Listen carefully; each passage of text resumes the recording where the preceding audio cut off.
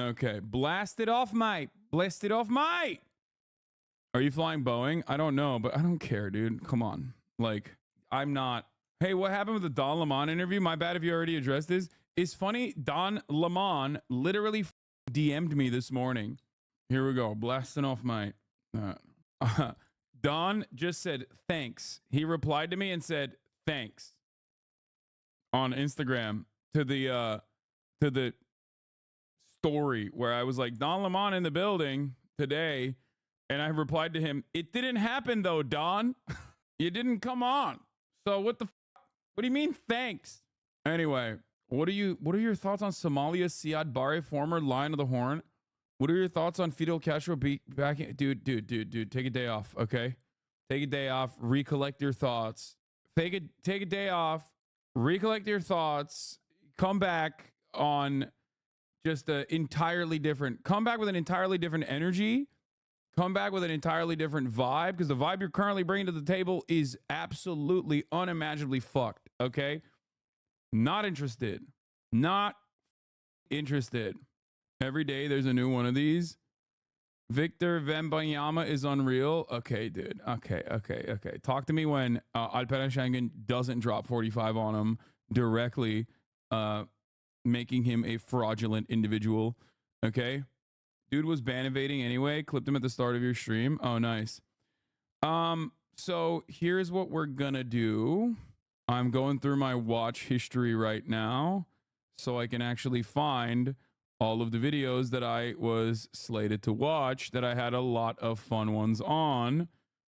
Wonder if I can pull them up quickly and expeditiously, especially considering that I've like held on to them for a minute and totally forgot about them. Fat shaming a streamer, Casio, when posting all your crimes on Snapchat comes back to haunt you, how the Latin Kings gangs actually works, how disposable vapes explain US-China tensions. Do you see the cosplayer who showed up this season to a physical 100 as Zorro? Shut the fuck up. That is so sick. I'm a cosplayer and athlete. My name is Power Huyami. That's me. I joined Physical 100 because I wanted to show the world that there are cosplayers out there that are fit and take good care of themselves. Wait, what do you mean? Hella cosplayers are fit now. Is that like a unique thing in Korea where they're like, what? A cosplayer who's fit? Why are you watching in English? I don't know. No, I'm not watching it. Wait, what's he doing? He's biting one. Huh? It's in his mouth. He's ready to go. It's in his mouth. Yeah, dude. It's called Three Sword Style. Look it up, Dumby. Excuse me. You're supposed to literally be in awe, okay? When you see the goat pull out the gat, okay, and put it directly in his mouth. You're not supposed to go, why is it in his mouth? Like, no, you're supposed to be like, oh my God. Oro, oro. You really went all out. They're laughing at him. He's so cool and they're laughing at him. No shot. There is no way this is a real tweet. I saw this. Grimes and Anima announced their relationship via Instagram. There's no way this is real, right? God damn it. Another Evan tweet. One Piece, communist, prison abolitionist, Elon obsessed, pro-Palestine Jew, Altus ESSJ. I'm not gonna lie. Sometimes I feel like Evan's account is actually Megaphonics secretly. And Megaphonics is always in the replies, right? And I feel like it's actually Megaphonics' own account and he's like replying to it with his other account so that he can basically act as though he's not constantly sending me Elon tweets by sending me Evan tweets instead. They're all Sanji stans. That's why they're laughing. It's absolutely disgusting and disgraceful. I agree. Didn't Grimes already disown Trump or whatever? What do you mean disown Trump? He retweeted this. Elon did. Jeff Bezos' ex-wife giving most of 640 million donations to extreme left groups boosting migrant criminals and trans athletes. That's awesome. I mean, it's probably not even true, but it would be so sick if it was. Cutie Cinderella says, will you ask Matt if I can be in One Piece? I think I would make a good Nami if they need a backup. I'm ready to bust out my double Ds if needed. I don't know how to respond to this. Bro said harlot. True. It's correct. Do you think that One Piece could be considered one of the greatest pieces of literature? I don't know. You didn't know and you went with that? I think I went with a pretty good one. Last person he called a harlot was my mom. What is this? Since Puerto Rico is a possession of the U.S., there are usually U.S. flags all over, but today in San Juan, a group took down those flags and replaced. Okay, bro, this is like not fun, okay? I'm sorry. Like, I love you guys, but like, give me something fun. Like, you're giving me literally the least fun shit, big dog. Come on. Come on, chat. It's fun day. One day of the goddamn week. 2 days out of the goddamn week. And you're like, no, I have to. I have to do not fun shit. And by the way, fun means whatever I consider fun. Okay? So sometimes that does also mean like obviously cop videos or whatever the fuck. Like it can be cop videos. Kamala went to Puerto Rico and was clapping along to a protest song until her interpreter told her what the song was about. Okay, let me see this shit real quick.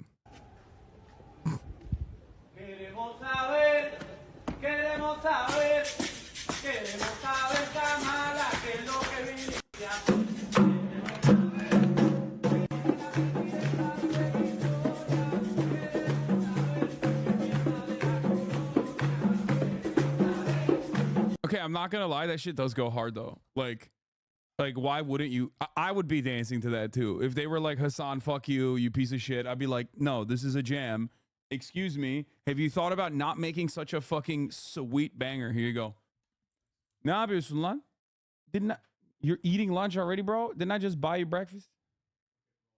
What the hell's going on here? You having a good day so far? Huh, okay. Murad's basically staying in my house while I'm gone.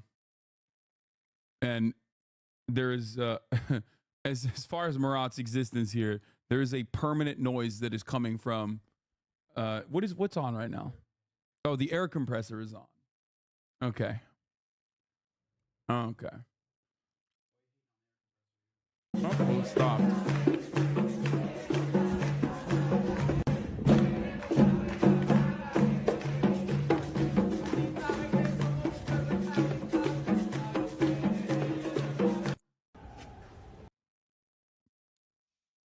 Yeah, apparently Kamala was mindlessly dancing the songs, protesting her visit to the U.S. colony of Puerto Rico.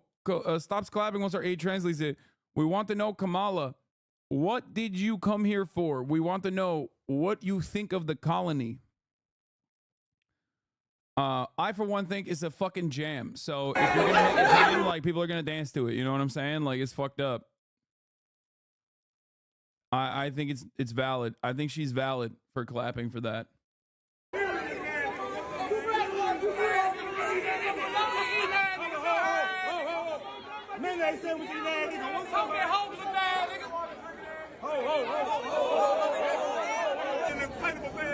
What's up, man? Fully out, he stopped shopping in the wrong section. Boy, I shop at 2 bigs, all right? I see that. Why they made big men?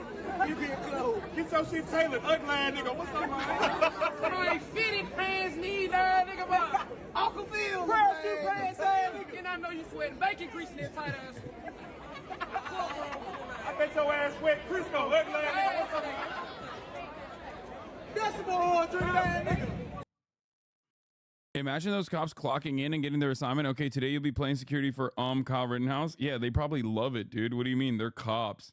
People have this weird notion that like they think black cops are somehow going to be less cop. You know what I mean? Oh yeah, no, totally, dude. Famously. Famously not the case, okay? Why are they calling him out like a die workwear pose? Okay, dude. Hasan is a buy, is ready, locked and loaded. Like, he is slowly but surely becoming the Megaphonics of sending me fucking cop videos. I swear to God. Every day, he's just sitting in there, okay, with his, like, one day I'm going to be a defense attorney ass, sitting in there just squeezing his shit, okay? Squeezing his shit, trying to get me to watch as many bad cop videos as we possibly can, okay? Just fucking locked and loaded, ready to fucking go. Sometimes they're good. Sometimes they're good. We've watched a bunch of his videos, okay? Respect. But it's crazy that he has like 8 fucking videos ready to go, locked and loaded. He's like, oh, if you like this one, here's one. Here's a, here's a thematic one. I have one for Australia themed. Would you like here, take a look at my wares. Would you like an Easter themed cop video? Because I have that too. Anyway. Can we please watch this? Yeah, the Fern one, the kids who hacked the CIA. I've been meaning to watch this. I don't know anything about Fern. Are they chill with like watching their videos? Anyway, the fuck was I gonna do? There was some stuff I wanted to do real quick. Unironically, this is a hilarious Easter cop video. Get the fuck out of here. This guy literally does have an Easter themed cop video. What the fuck is going on, bro? What the hell is going on? How do you have an Easter themed cop video? I was just kidding about this.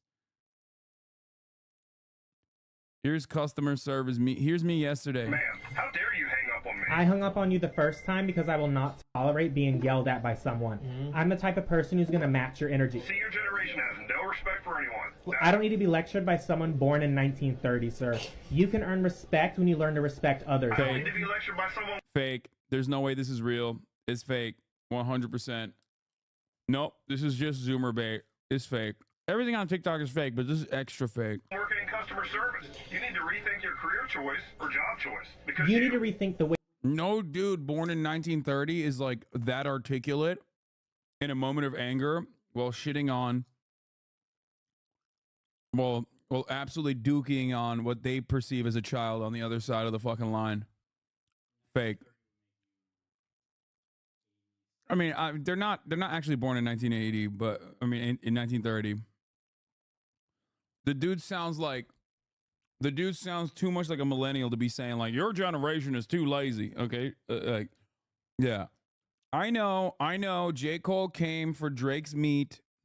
I mean, not J. Cole. Sorry, Kendrick, the GOAT, came for Drake's meat, and he came for J. Cole, and everyone is fucking devastated. I here. Let's watch. I know it's early, but Kendrick dissed J. Cole. Here's how J. Cole fans, when they react. Stupid ass. Come on. How J. Cole fans were when they heard the Kendrick diss on the new Metro album. He didn't come for his meat, he took it. Yeah, that's what I'm saying. It's friendly competition, bro. No, it's not friendly this time, bro. Bro, what are you talking about? They really dissed. He dissed them. You talking about K-Dot? Yes. Mr. Morale. Yes, him. Yeah. It's Mr. Morale, bro. He got morals and shit. That nigga not doing that shit for real, bro. It's that's kidding around. Too. They best friends, nigga. No, that's why I thought he the big stepper right now, bro. He really dissed him. Oh my God, bro. Let me hear, bro. Damn, bro. Ready? Waking me up for this. Come on.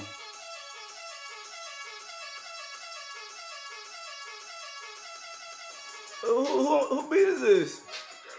That was Metro. It was Metro beat. Metro and Future. Boy, Metro Future and Kendrick Lamar jumping. Well, they just Drake too. Wait. Yeah, play. Let me hear. Play. Yeah. Why that beat so hard? I don't know. No, something not right. This chat is so white. That's why y'all riding K-Dot like that? Really? GOAT is wild? Yeah, dude. You're right. Yeah, it's white people love Kendrick Lamar. I mean, sure, white people do love Kendrick Lamar. But in a conversation where we're talking about fucking Drake, really? In a conversation between Drake, J. Cole, and Kendrick Lamar, who has an audience that is a larger percentage black audience is ridiculous. That's insane. You literally just compared a dude who did win. I think he won a Pulitzer potentially. Was it Pulitzer? He won I know he won a Peabody. That's crazy that you just said that you acted like Drake has a blacker audience than Kendrick Lamar. It's crazy.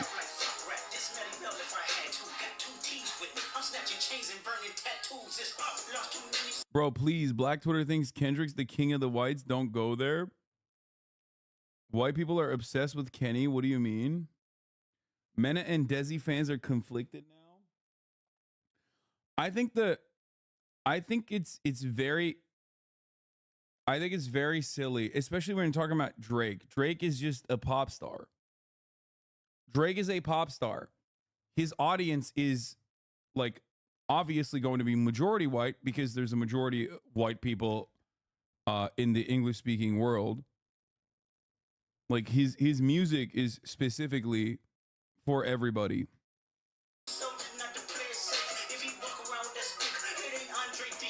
No, he's talking about Cole right there.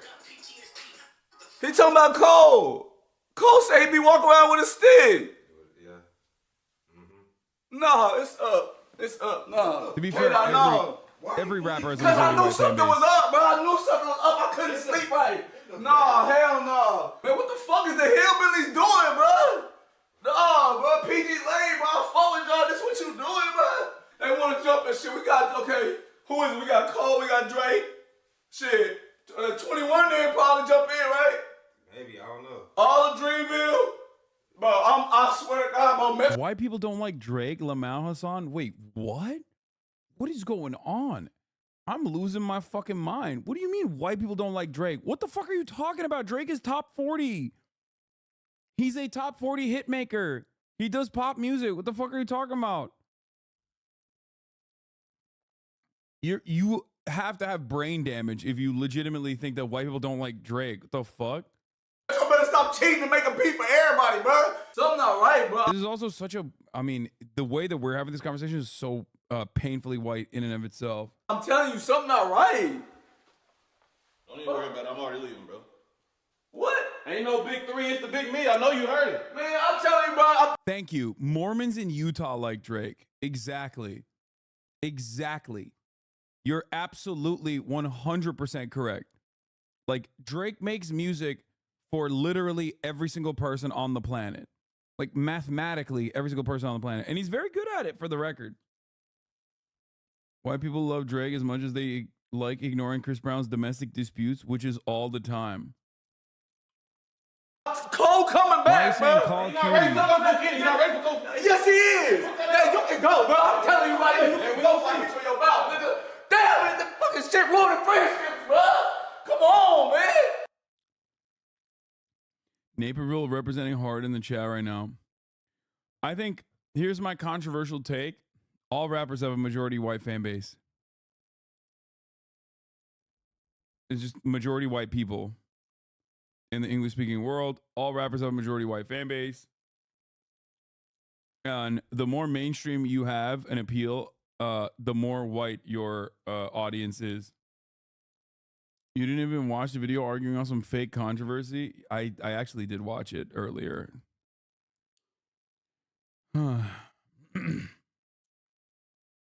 I didn't realize that, like, white people hailed Kendrick Lamar as a hero or something. Like, I didn't know that that was a meta. I didn't know that that was a meme even. See, I'm not on my fucking black Twitter game because I am not on Twitter anymore. So that's one of the downsides of that's one of the downsides of this process, is that, like, I just don't see a lot of the black Twitter.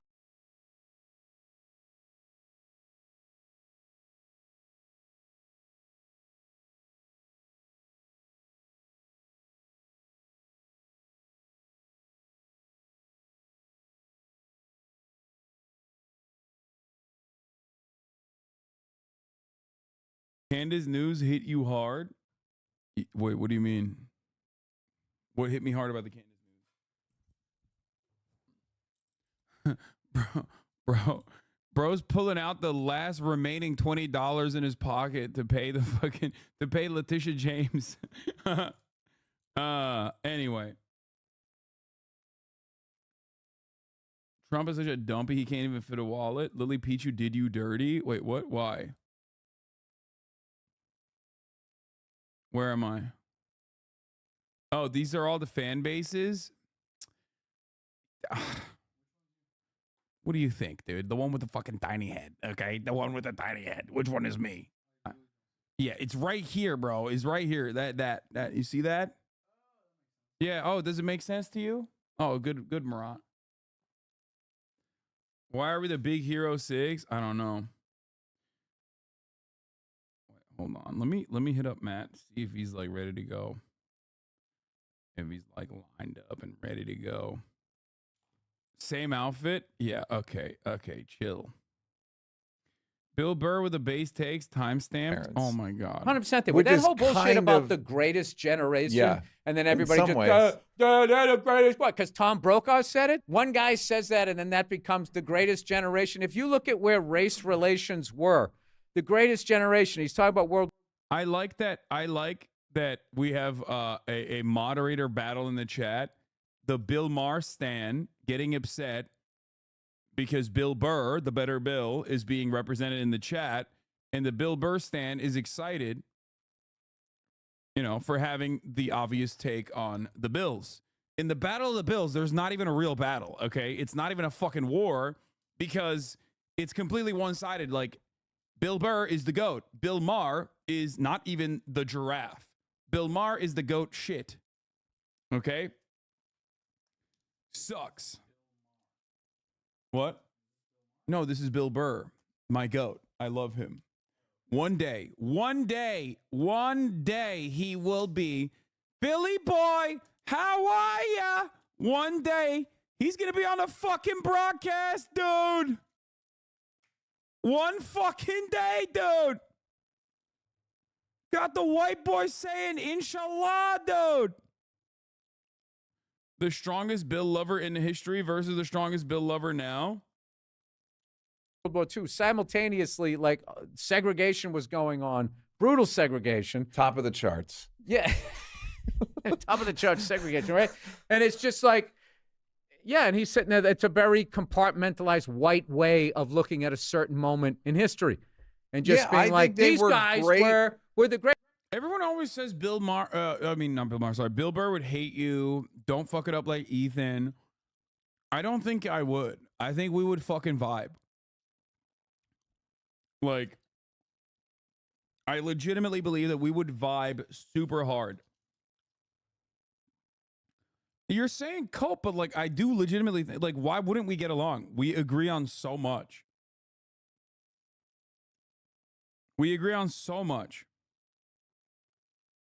Greatest, man. Well, maybe with the information they had or whatever, but there was a lot of things that were going on back then that weren't great. A lot of things that are coming back. Like you just saw in Arkansas, they made it okay for a 13-year-old to go work in a factory. Yeah. And you know what they're going to do? They're going to fire their parents that are full-time with benefits, and then you got to compete with your own kid.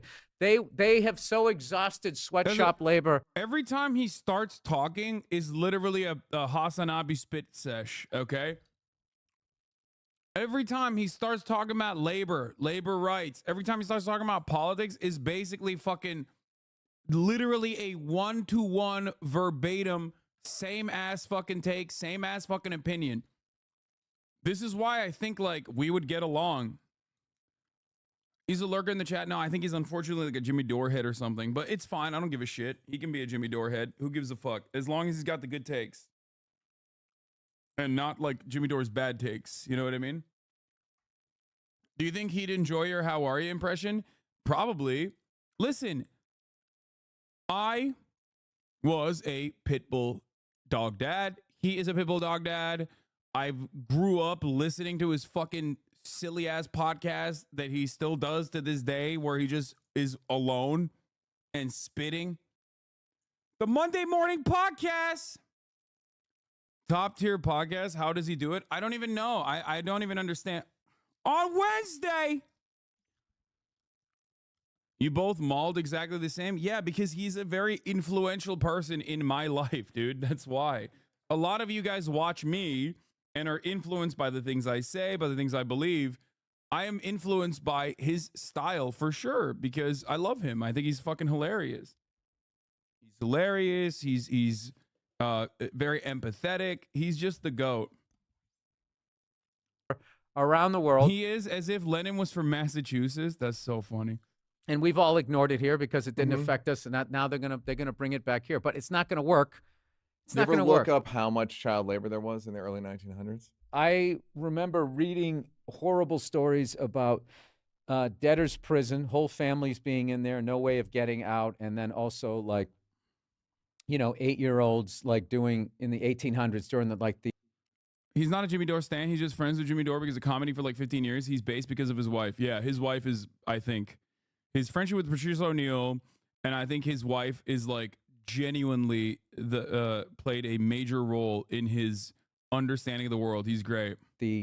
Between I slavery love what they call like the robber baron Yeah, the era. lovely Nia, everybody. Like that ever ended.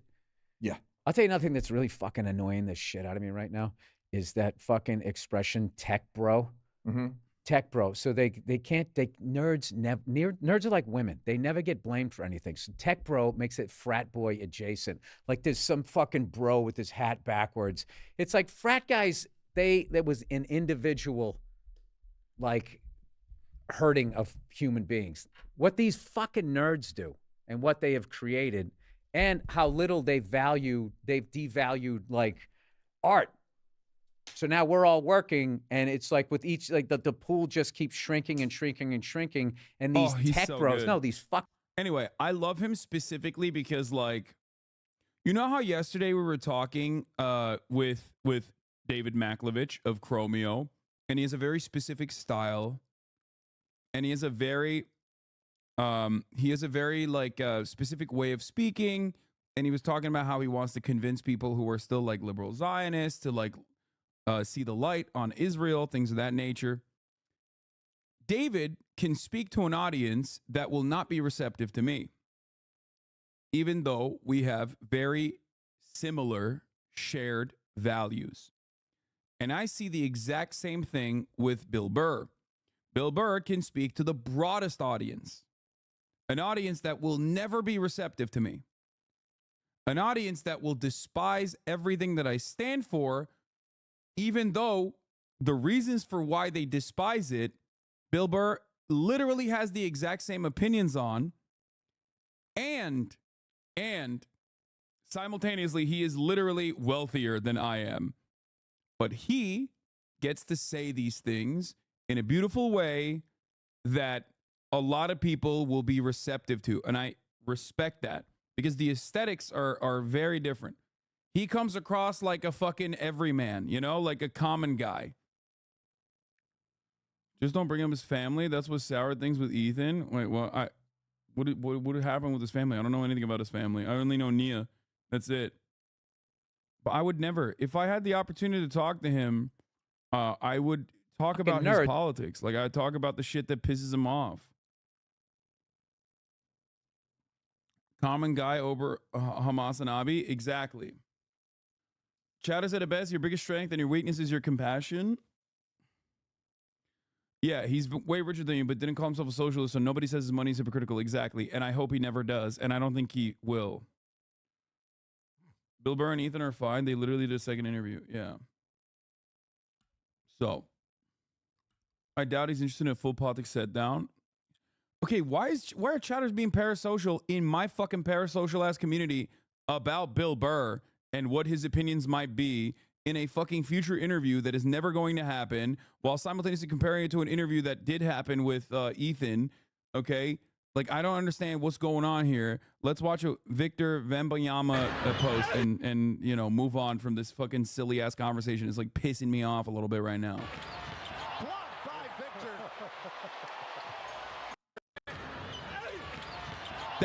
That's just like, it looks like he's playing against children. This is what it looks like when you literally, he didn't even jump, bro. It looks like this is a full-grown adult playing against kindergartners. That is insane. There's got to be another word for that one. Destroyed. Oh my God. Oh my God. Look at this. Bro casually fucking starts jumping from the free throw line. What the fuck? And I can't even call it a jump. It's like more of, he vertically flew in the direction of the fucking, of the rim. Like, he didn't even jump. He hopped. He skipped. Bro skipped. And he yammed it. Don't care. Jokic better. Jank 2024. I don't understand how you could just like skip to the rim. It is so weird. He leaned down. Yeah. Wemby has to look down when he's dunking. He moves IRL like I'm moving my dreams. He literally moves like a nightmare, dude. What do you mean? He's so long, it looks like he's underwater when he's moving. And the only reason why is because while he is fast, he looks slow because he's got long ass fucking shit.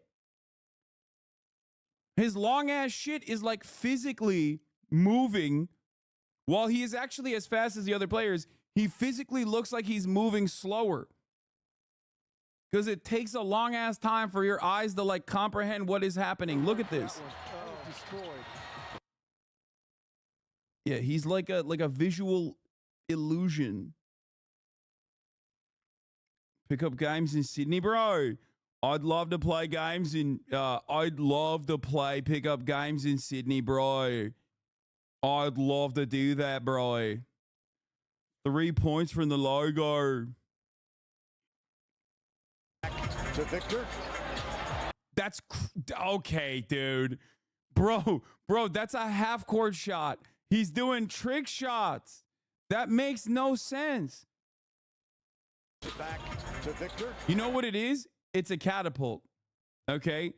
It's a catapult. It's because his arms are so fucking long. It's literally like a trebuchet. He didn't even jump on it. He scores. Oh, that's a good sign. Yeah, he has the physics of a fucking trebuchet, dude. Look at his shot. To Victor. Here he is, intimidating 2 players on a fast break.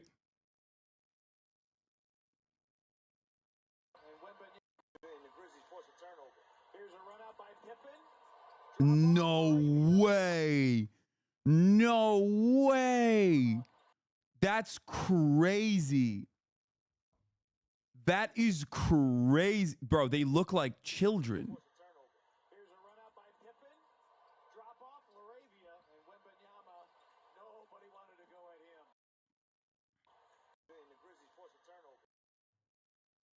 Conquerors hockey. Brother, that is incredible. Hasan, in your Insta merch post, did you buy the Salem hat from Grailed? I was going to buy it, but it was sold before I could. And now you're wearing it. Sad. No, I didn't. I don't own a Salem hat. I actually wore it because my photographer at the photo shoot was wearing it. And I was like, oh, that's, you know, I love Jack Donahue. Let me rock this hat. A likely story? Why would I make this up?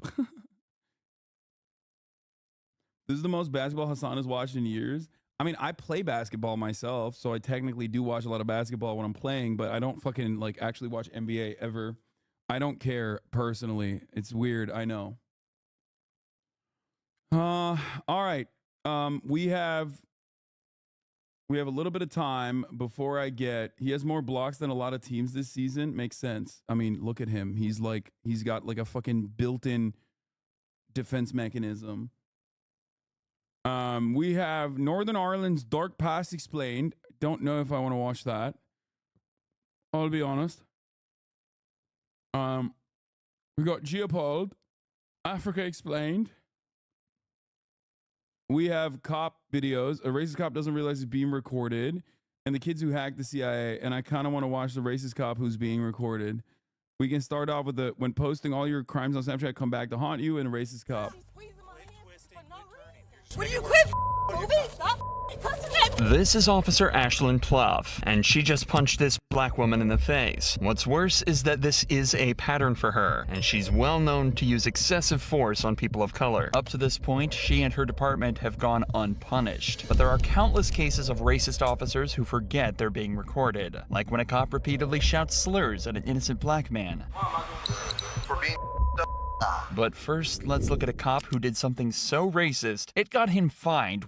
I mean, dude, a cop getting fined for being racist is like Wemby getting fined for blocking too much, okay? This is their job. So I don't really understand how the fuck that happens. Like, what do you mean? They don't even get fucking desk duty for, they get promoted for killing people, which is, I feel like, the most racist thing you can do. It doesn't make sense. $100,000 and fired from the police force. Yeah, the other cops were like, bro was too good at his job. The other cops and the other cops were like jealous of how racist, his racism powers were too high. They were like, dude, come on, cut it out. Save some for the rest of us, dude. You are literally inventing new slurs that we did not know existed. Nerf this man. Entirely. Hey, I'm black out here. That's what the issue is. Yeah. The incident happened in San Diego when he approached Amari Johnson for smoking in a non-smoking area. The only problem, Johnson didn't have a lighter, cigarette, or vape on him. Even if he was smoking, do you think that warranted this treatment? I mean, to be fair, when I see that mustache, when I see that fucking fade and that mustache, it's Jover, okay? Like, I am 100% profiling that dude and immediately, that's a racist guy. What you grabbing me for, bro? I already told you just come here straight. You look goofy as hell, bro. Stop touching me, bro. Obviously, nobody's going nowhere. Hey, what I tell you? I told you I was waiting for somebody to come here. They right here, bro. Sit down. Oh my God, you're tough as up. Hey, you tough as Stop. Hey, Stop. Bro, you goofy as hell, bro. Hey, Mr. Dadges, you making a big ass deal out of nothing, Brody. You're the one that you making a big ass deal out of nothing. To be fair, if I saw somebody wearing a Toon Squad jersey of LeBron, I would probably have a similar reaction. Like, I obviously, I probably would have a similar reaction. I'd be like, what are you doing? Like, are you okay? You seem to be in like a stressful situation. Like, are you experiencing mental distress? Because as much as a fucking LeBron dick rider, I am la dick rider, as you guys know. The one area where I do not ride that dick is, you know, he was just, I mean, that movie was terrible. Sit down. Wow, seems Hasan took his reasonable meds today. No, I've consistently told you that Space Jam 2 is fucking ass cheeks. Me and my 32-year-old, like, 10-year best friend, Christopher motherfucking DeFalco, sat our old asses down. He's literally a finance guy, like an adult, okay? We sat our old asses down, two La Dick riders, side by side. We both love LeBron. And we could not fucking get through this movie. I know it's for children, but I thought my own personal love for this man would let me watch this show, watch this movie. No. And honestly, again, we are both two adults who dick ride LeBron endlessly. That's how we arrived at the conclusion that we should sit our asses down and watch Space Jam 2 to begin with. His acting is really bad. Have you seen the first one? Of course. What do you mean? It was like age appropriate when I was a child. It was made for me, basically. You real big though, huh? Dude, hey, you real big. You're the one that just hey, you real big. Sit down. Hey, you real tough. Okay. Thank you, bro. Thank you. I have no reason to be detained by you. The first one's also dog shit. No, it's not, dude. What the fuck? Maybe because I was a kid, but it was not dog shit. Sit down. Bro, stop. Stay seated. Get on the ground. What am I doing? Y'all are funny as hell, bro. It's funny as hell, bro. Hey. Hey, 11:30. That's fine, dude. At 11:30, You've already put your hands on me. Bro, I didn't put nothing on you, bro. It's on camera, so you can check Okay. it. Bro, y'all hella goofy, bro. I'm talking to you, and you smacked me. Bro, nobody smacked you, bro. Where I smacked you? You did it? You smacked me. Cops just assume, like, cops are, in my mind, I believe he genuinely believes that. He's so racist that he thinks, like, being in the presence of a cop as a black person, you're automatically being physically violent. Where I smack you? Dages claims that this treatment was because Johnson slapped his hand away, a moment not clearly caught on his body cam. What the f, bro? Do y'all know what's going on? I just got here, man. This fool is in the wrong. He tried to come up on him like he's not doing shit. He's waiting for me to get back from the store, right? When I come back, instead of him just apologizing. Oh, for the record, if you're in San Diego or Orange County, as a black person, you should have a white guy vouch for you 100%. This is not even a joke. This literally used to happen to me and one of my very good friends, Tomei. We would go to fucking bars, okay? I've talked about this story before. We would go to bars in Orange County, and they would literally fucking not let him in. They would literally not let him in. He'd have a hat on. They'd be like, oh, you can't come in with the hat. And it's like, I have a hat on. You just let me in. He's with me. What the fuck? Yeah. It's not even, it's like a joke how fucking openly racist they are. Straight up. Dress code only allowed, dress code is only enforced on black people. Straight up. Unless that black person is a designated white guy who will get mad as fuck. I hate how Huntington Beach is so bad with it, and I'm from there. Yeah, 100%. And it's kind of weird. What are you doing in OC in the first place? Ghetto ass place. I mean, we were looking for a change of scenery. But yeah, a lot of Orange County places are like that. It's very, very weird. Aren't they all liberals? Fuck no. Dude, Orange County is not liberal at all, dude. It is not even remotely liberal. You're crazy. That's where all the fucking freaks are. That's where all the anti-vaxxer rallies are and shit. It's conservative as hell. And so is parts of San Diego too. You got Clanty, Santee, also known as Clanty, literally a hotbed for Klan activity. I mean, it's, yeah, Orange County is right. And being like, oh, you're right, I get it. He tries to grab. Yeah, non-Californians thinking it's all libs out here is so funny because, like, California has more Republican voters than, like, multiple red states combined. Okay? There are 4 million Republican voters, which means there's probably a lot more people who are conservative that don't even fucking vote. Okay? 4 million Republican voters in the motherfucking state. Okay? That's like 4 Republican states worth of Republicans. Do you understand? It's just washed away by how much, like how big our big cities are. And when you live in a big city, you oftentimes, move on from that kind of reactionary thinking. The less segregated the areas you live in are, like the more you're around, black and brown people, the less you are likely to vote Republican. Straight up, that's all it is. It's kind of that simple. It seems so stupid, but it really is that. Grab him and choke him and put him on the thing. Obviously, my friend is gonna put his hands back. This fool's in the wrong, and he could just say that and let it go. And instead, he's trying to. I don't know what he's trying to do. We're just trying to figure out what's going on, man. Bro, he's being a whole ass bro. Oh God, and you know you're wrong, bro. This guy would be an awful lot more helpful if he wasn't so aggressive, but he's exactly right. Johnson was simply waiting for him to arrive in this spot when he was approached by Dages, and was exhibiting no suspicious behavior whatsoever. But in the conversation that followed, he accidentally reveals the true reason for this stop.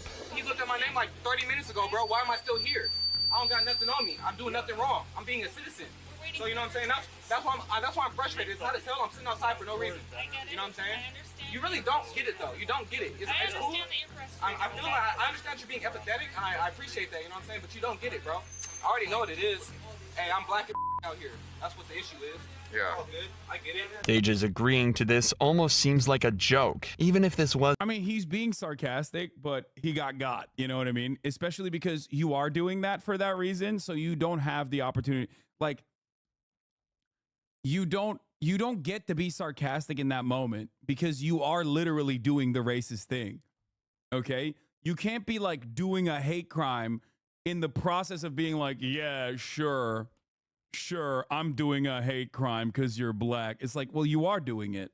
was a sarcastic comment, it speaks volumes that this is something he feels comfortable joking about. If the cops let it go at this point, all might have been forgiven. Johnson was understanding and the female officer was polite, but Dages decides he's not finished and moves. Yeah, especially with these vibes, okay? If you're looking like Andrew Schultz out here and you're not on a diverse podcast with a diverse set of hosts, okay?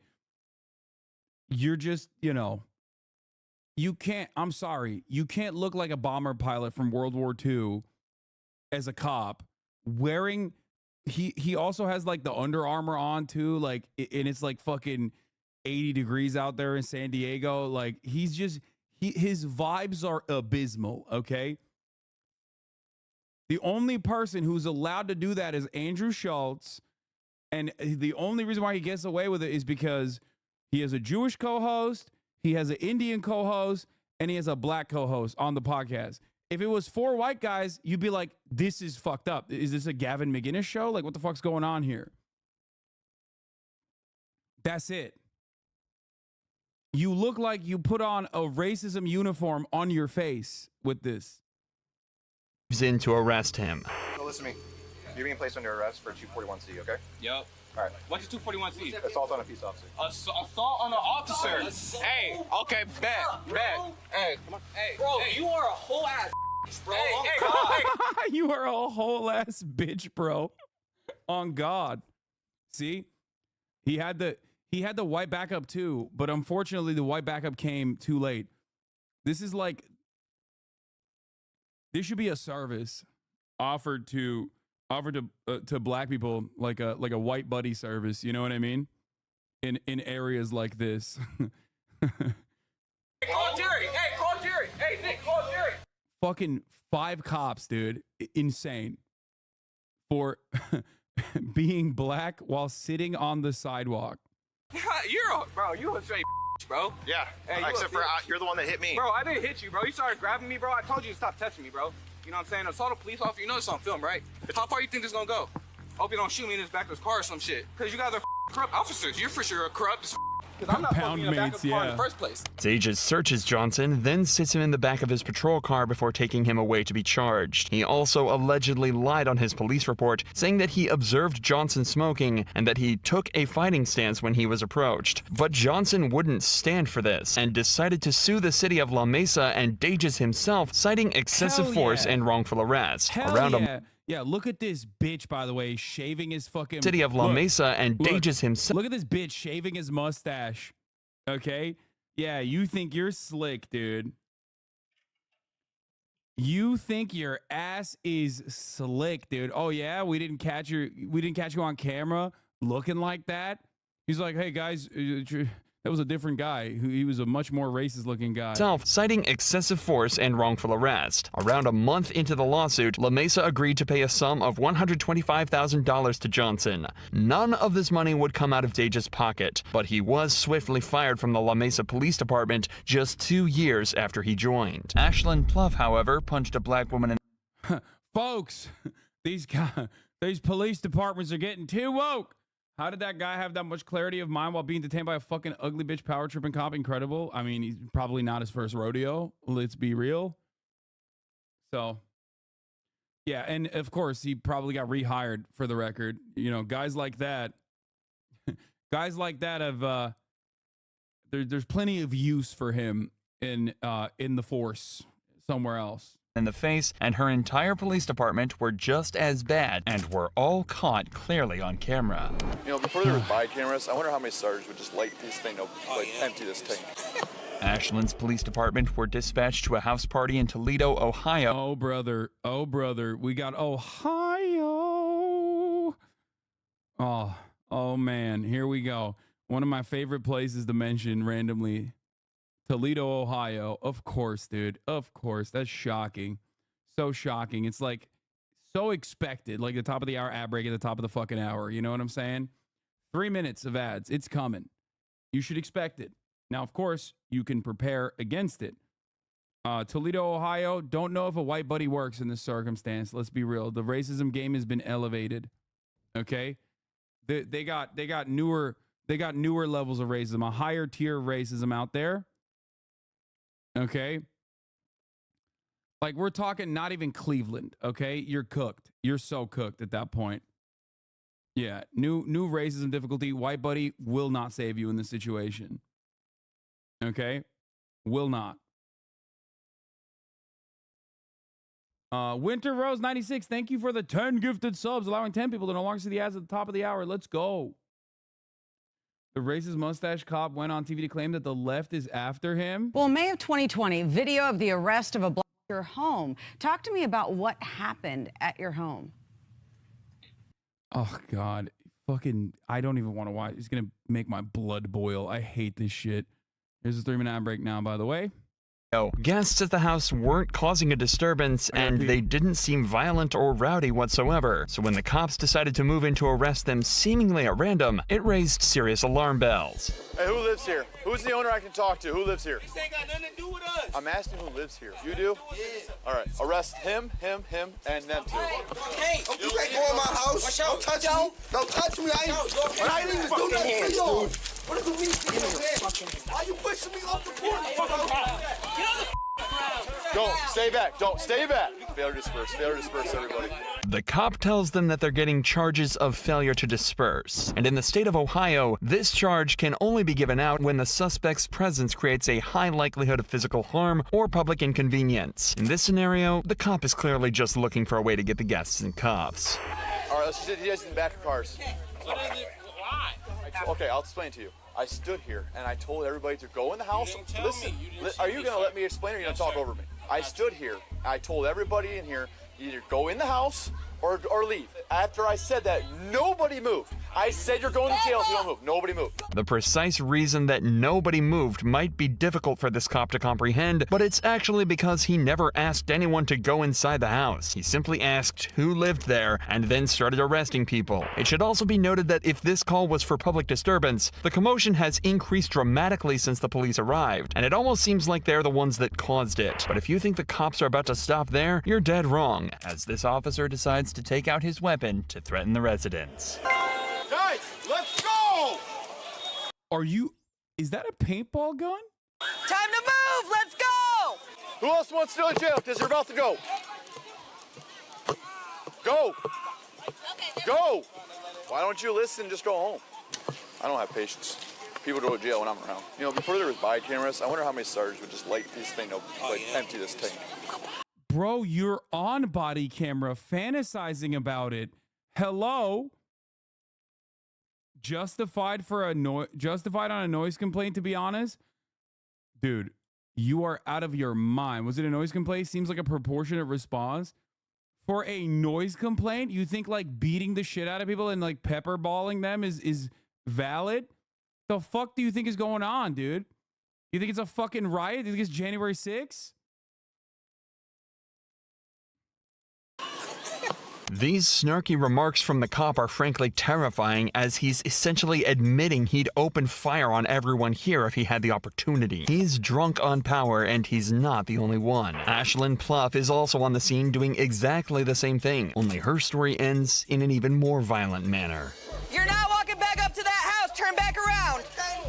Sarcasm, what the fuck? Oh, dude, well, put a fucking /S on here, man. Jesus Christ. How am I supposed to know you're being sarcastic? Hair. No. No. Go. Chatter, stop baiting. I already ran the top of the hour ad break. Hey, no, you can't test. I can take your ass to jail. I don't give a Failure to disperse. Get the out now. Go. Tensions are clearly extremely high right now. However, what makes the following footage even crazier is that the girl we're about to meet is professional boxer O'Shea Jones, an Olympic-level athlete who should be respected and admired for her talents. But instead, she was assaulted, plain and simple. Back up. Go. All right, I want to interrupt this real quick. To tell you something very funny. The latest Schizzarella post. Okay, as always, Schizzarella goes into the fucking shop and just cooks up the absolute worst. Can you show me the XUC Schizzarella post real quick? Can a chatter pull it up? I can't find it right now. Okay. Why am I bringing this up? breaking. French-Canadian streamer XQC brought his sister on stream and ended up kissing her passionately, eyes closed, in parentheses. Why isn't Twitch banning him for this behavior? Now, normally, here. Or DMCA. Oh, thank you. Good, an angel. See you again. I'm gonna put my head back. Okay. Okay. Obviously, this is not XQC's sister. Very funny that she posted this. It's got 6,000 likes. Why am I bringing this up? Because my fucking normie friends are text messaging me in my group chat going, what the fuck is wrong with XQC? Don't you know this guy? Why is he making out with his sister? I'm losing my mind, dude. Ah! Oh, no. This clip is like a year old, too. Is that for real, sister? No, man. What? Or nor. She's been harassing AB's family and farming your community. Who? Who's harassing AB's family? What? Okay. I'm sorry. Be back like 1 minute. I just go lazy eye. XQC is just Dennis Prager head. What's your argument against adult incest? What do you mean? I gave it to her. She ate it because I am a good dog dad, a good dog uncle to Fiona. Okay, well, I'm just saying that it is the truth. When I fed her, she ate it. And she would have eaten more too, by the way. I think you can give her even more food. I don't think you should feed her from that bowl, by the way. You should use a dog bowl. I think that's part of the reason why she doesn't eat it when you feed her from that bowl. This Misha person is always doing weird shit like that. Stop boosting this person. Destiny thinks it's okay for a brother and sister to kiss, but his wife can't kiss another man. What? What the fuck is this? There's literally nothing wrong with this. Brothers and sisters kiss like this all the time. Don't make it weird. Oh, he's like leaning into the troll. No English, no. Jag förstår inte svenska. Förlåt, kan du prata svenska? Give him a little kiss on the cheek. I think I'm supposed to put some after. Okay. Hold on, wait. I'm not okay with it. Ew, you licked it. Who licks? It's kind of wild that like, they were married, and the person speaking and this guy is now very different. Very different people, and also simultaneously, I believe, banned too. Everything I learned about this man is against my motherfucking will. All right, let's continue. Go! No! I'm asking for his back. Back up! Nim is still Nim, yes. I'm asking for his back. Okay, give me your phone. Greek might not have been banned. Nope. I'm not even stop.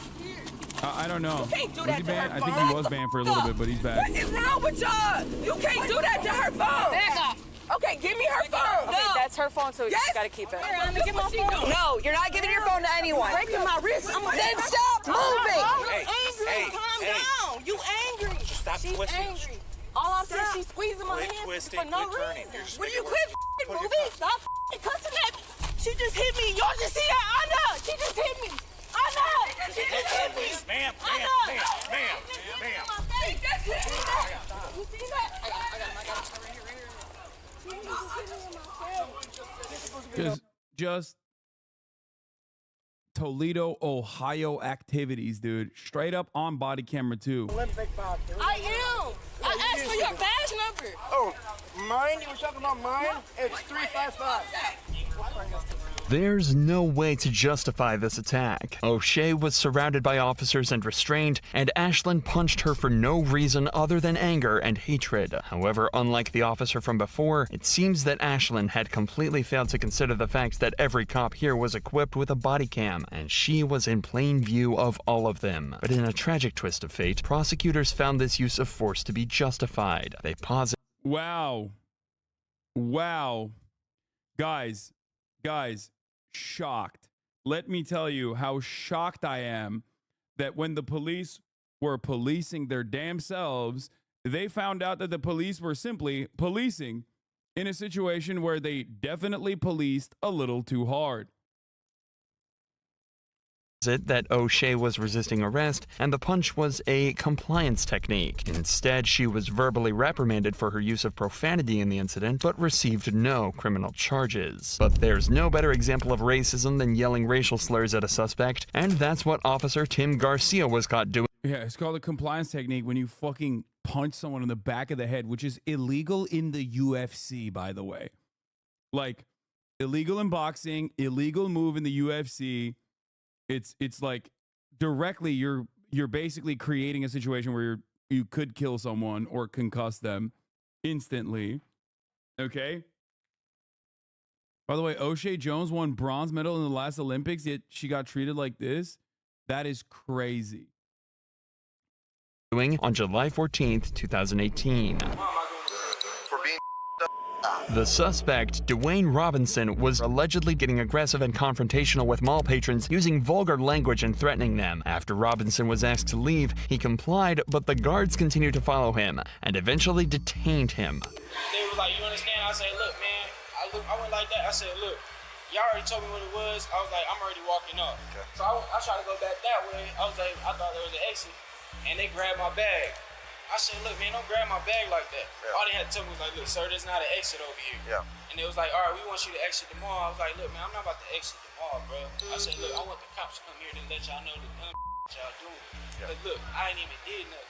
To recap, Robinson has basically said that he was confused why security asked him to leave, but he complied until they started to get physical with him. He then asked them to alert police to try and work everything out. But as it turns out, this would be a huge mistake. The cop would soon turn out to be not just rude, but derogatory and insulting.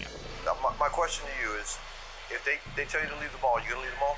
No, I don't want to. That's why I called you. I understand you don't want to, but if they tell you, are you gonna leave the mall? I'm asking for what? Okay, they don't have to tell you. If they don't want you here, you're not here, okay? That makes no sense. Okay, here's the deal. Now you're going to get argumentative with me. They won't put you in jail. I'll put you in jail. We cool on that? Yeah. Okay, cool. You have your ID? Let me just get your information. I'm going to get their information, and then we'll be up. Y'all take my information. So, like, they talking about they want to give me for criminal trespass. Yeah, they might give you a criminal trespass. Look, I ain't even did. Cops are so funny in the way that they just, like, try to justify being annoyed with like legalese, and they just don't know anything about the law, so they'll just like make it up on the spot. They'll be like, sir, you might, if you keep this up, you might get under arrest for being a nuisance and being a nuisance to a law enforcement officer, actually, in plain clothes. And it's like, you just made that up. Like, you not a single part of the things that you just brought up is like the law, okay? Being annoying to a cop is not illegal. You know what I mean? Why y'all give me criminal trespass? Yeah. Excuse me, you're under arrest for being a silly goose. Yeah, Matt's here, by the way. What you mean, bro? What you mean they can't? Yeah. Nah, hold on. What you mean they You're under arrest for being a meanie bobini, sir, to me, and hurting my feelings like my wife did, my bitch-ass wife, Deborah, ex-wife. On our Saturday fun day, we are doing what more normal people do for fun, which is watch police being racist. You know, National just pastime. Racist cop videos where we make fun of cops. Ladies and gentlemen, Matt Owens is in the building. The showrunner for the live action One Piece on Netflix. Last time we were here, we were not allowed to talk about your accomplishment. We were not allowed to talk about it because there was obviously a writer's strike going on. This time we can talk about it specifically. I personally loved it, and thank you. And I'm very excited to have you here again, and you know, dive into some weeb shit. Thanks for having me back. Yeah, thanks for coming on. You got yeah. You got the Dragon Ball. You got the Dragon Ball on deck. Look at his dude. Look at Matt's shoes. You brought him. Look at his shoes. Where do you purchase? You guys remember these? the Vans did a collab, like this was maybe 2 or 3 years ago. And I bought probably 5 pairs of shoes. It's so fire. Someone said I got the Robin pair. Same. They're like purple low tops with Robin's bounty poster photo on them. They're clean as hell. Yeah. Oh my god. Like favorite pair of shoes. They're on StockX. I know people talking about the Puma drop. Dude, I got up this morning and, as I'm sure was the case with a lot of you, gone immediately. Of course. So hard to get in there. So shout out to anybody that actually was able to cop a pair. Holy shit, this dude is a bigger weeb than you. I love it. Yeah, I don't know if you know this, but like he has the weeb bona fides. Yes. I feel like when you literally do, like when you commercialize and introduce to the Western world a very important piece of weeb work, you've officially become the top weeb. He is a professional weeb. I am. Yeah. I've made it a career. I'm very lucky. Yeah, he personally knows Oda. So on a first name basis with Goda. He's the guy. Yeah. Burn Bridges, thoughts on the Avatar live action series? He's not gonna say something wrong bad about that. Come on, dude. No. It's good. It's decent. It's not like, look, it's Netflix family. I'm proud of them. Really proud of them. Shout out to the showrunner Albert Kim. He's a good dude. One Piece clears, but it's fine. That look, that's not for me to decide. That's not for me to decide. As a watcher, I can say that. Yeah. Yeah.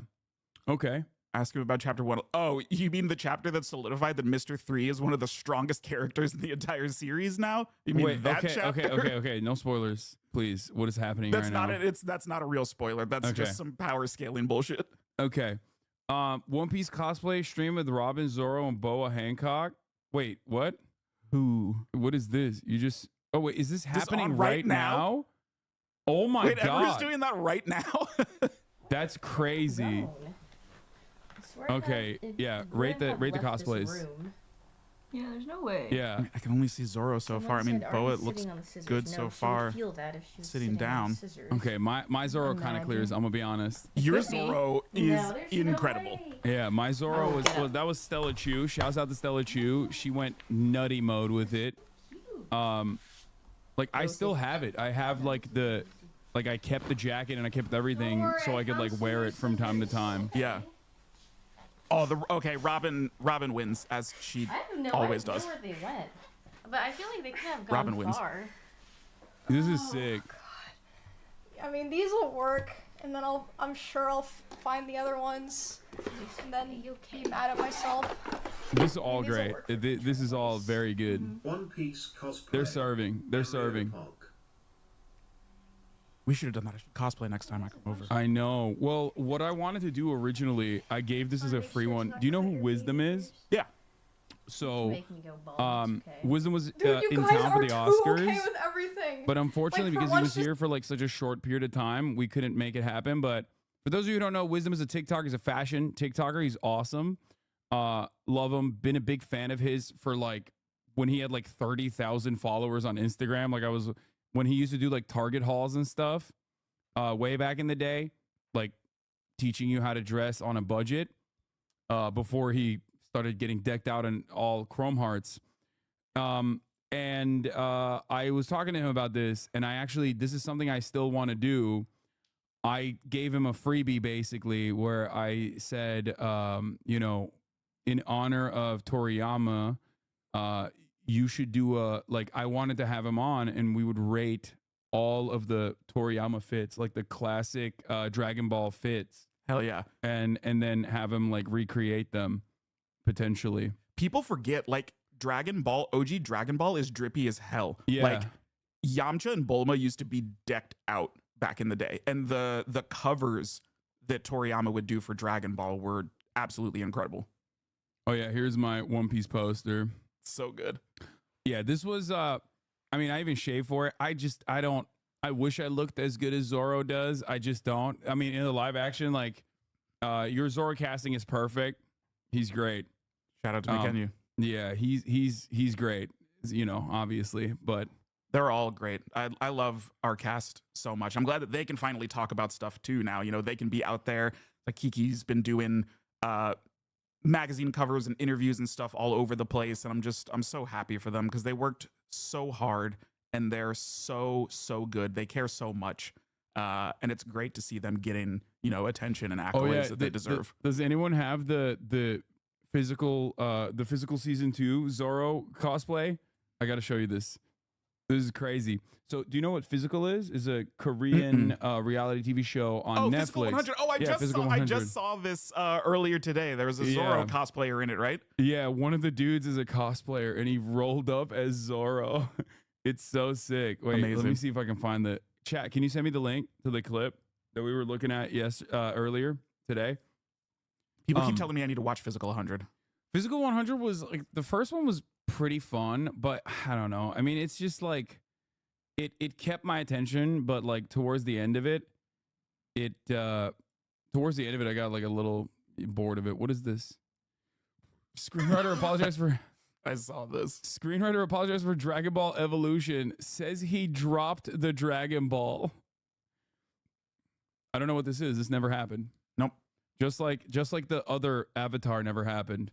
Not the Netflix one. The Netflix one is like valid enough, but the previous Avatar movie, I don't even acknowledge its existence, and I don't acknowledge the existence of this one either. I'm just glad to not have to be compared to that anymore. Yeah, that was the big I think thing. like, and look, now I can talk, and so I'm gonna talk a little bit now because that. Everyone before anything came out was just like, well, it didn't work with Dragon Ball Evolution. How the fuck are they going to do it with One Piece?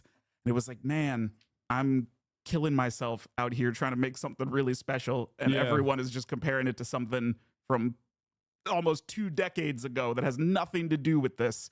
And I'm just glad that people gave it a chance. Yeah. I'm glad that people have liked it. If you don't, that's cool. But thank you to everyone who at least gave it a shot. No, it was great. It was really, really good. Like it was wall to wall. I like that there was like reworkings of the original plot as well. I assume that was for mass consumption, right?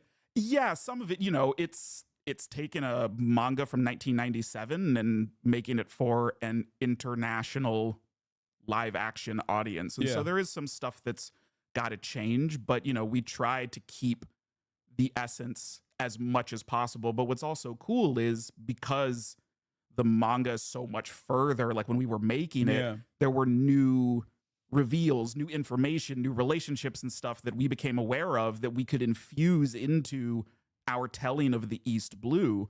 Like things like name dropping Jimbei and stuff like that. That was really fun. I think I've told this story before, but like when we started shooting, like Wano was going on in the manga, and there was some new information that's revealed in the Who's Who and Jimbei fight.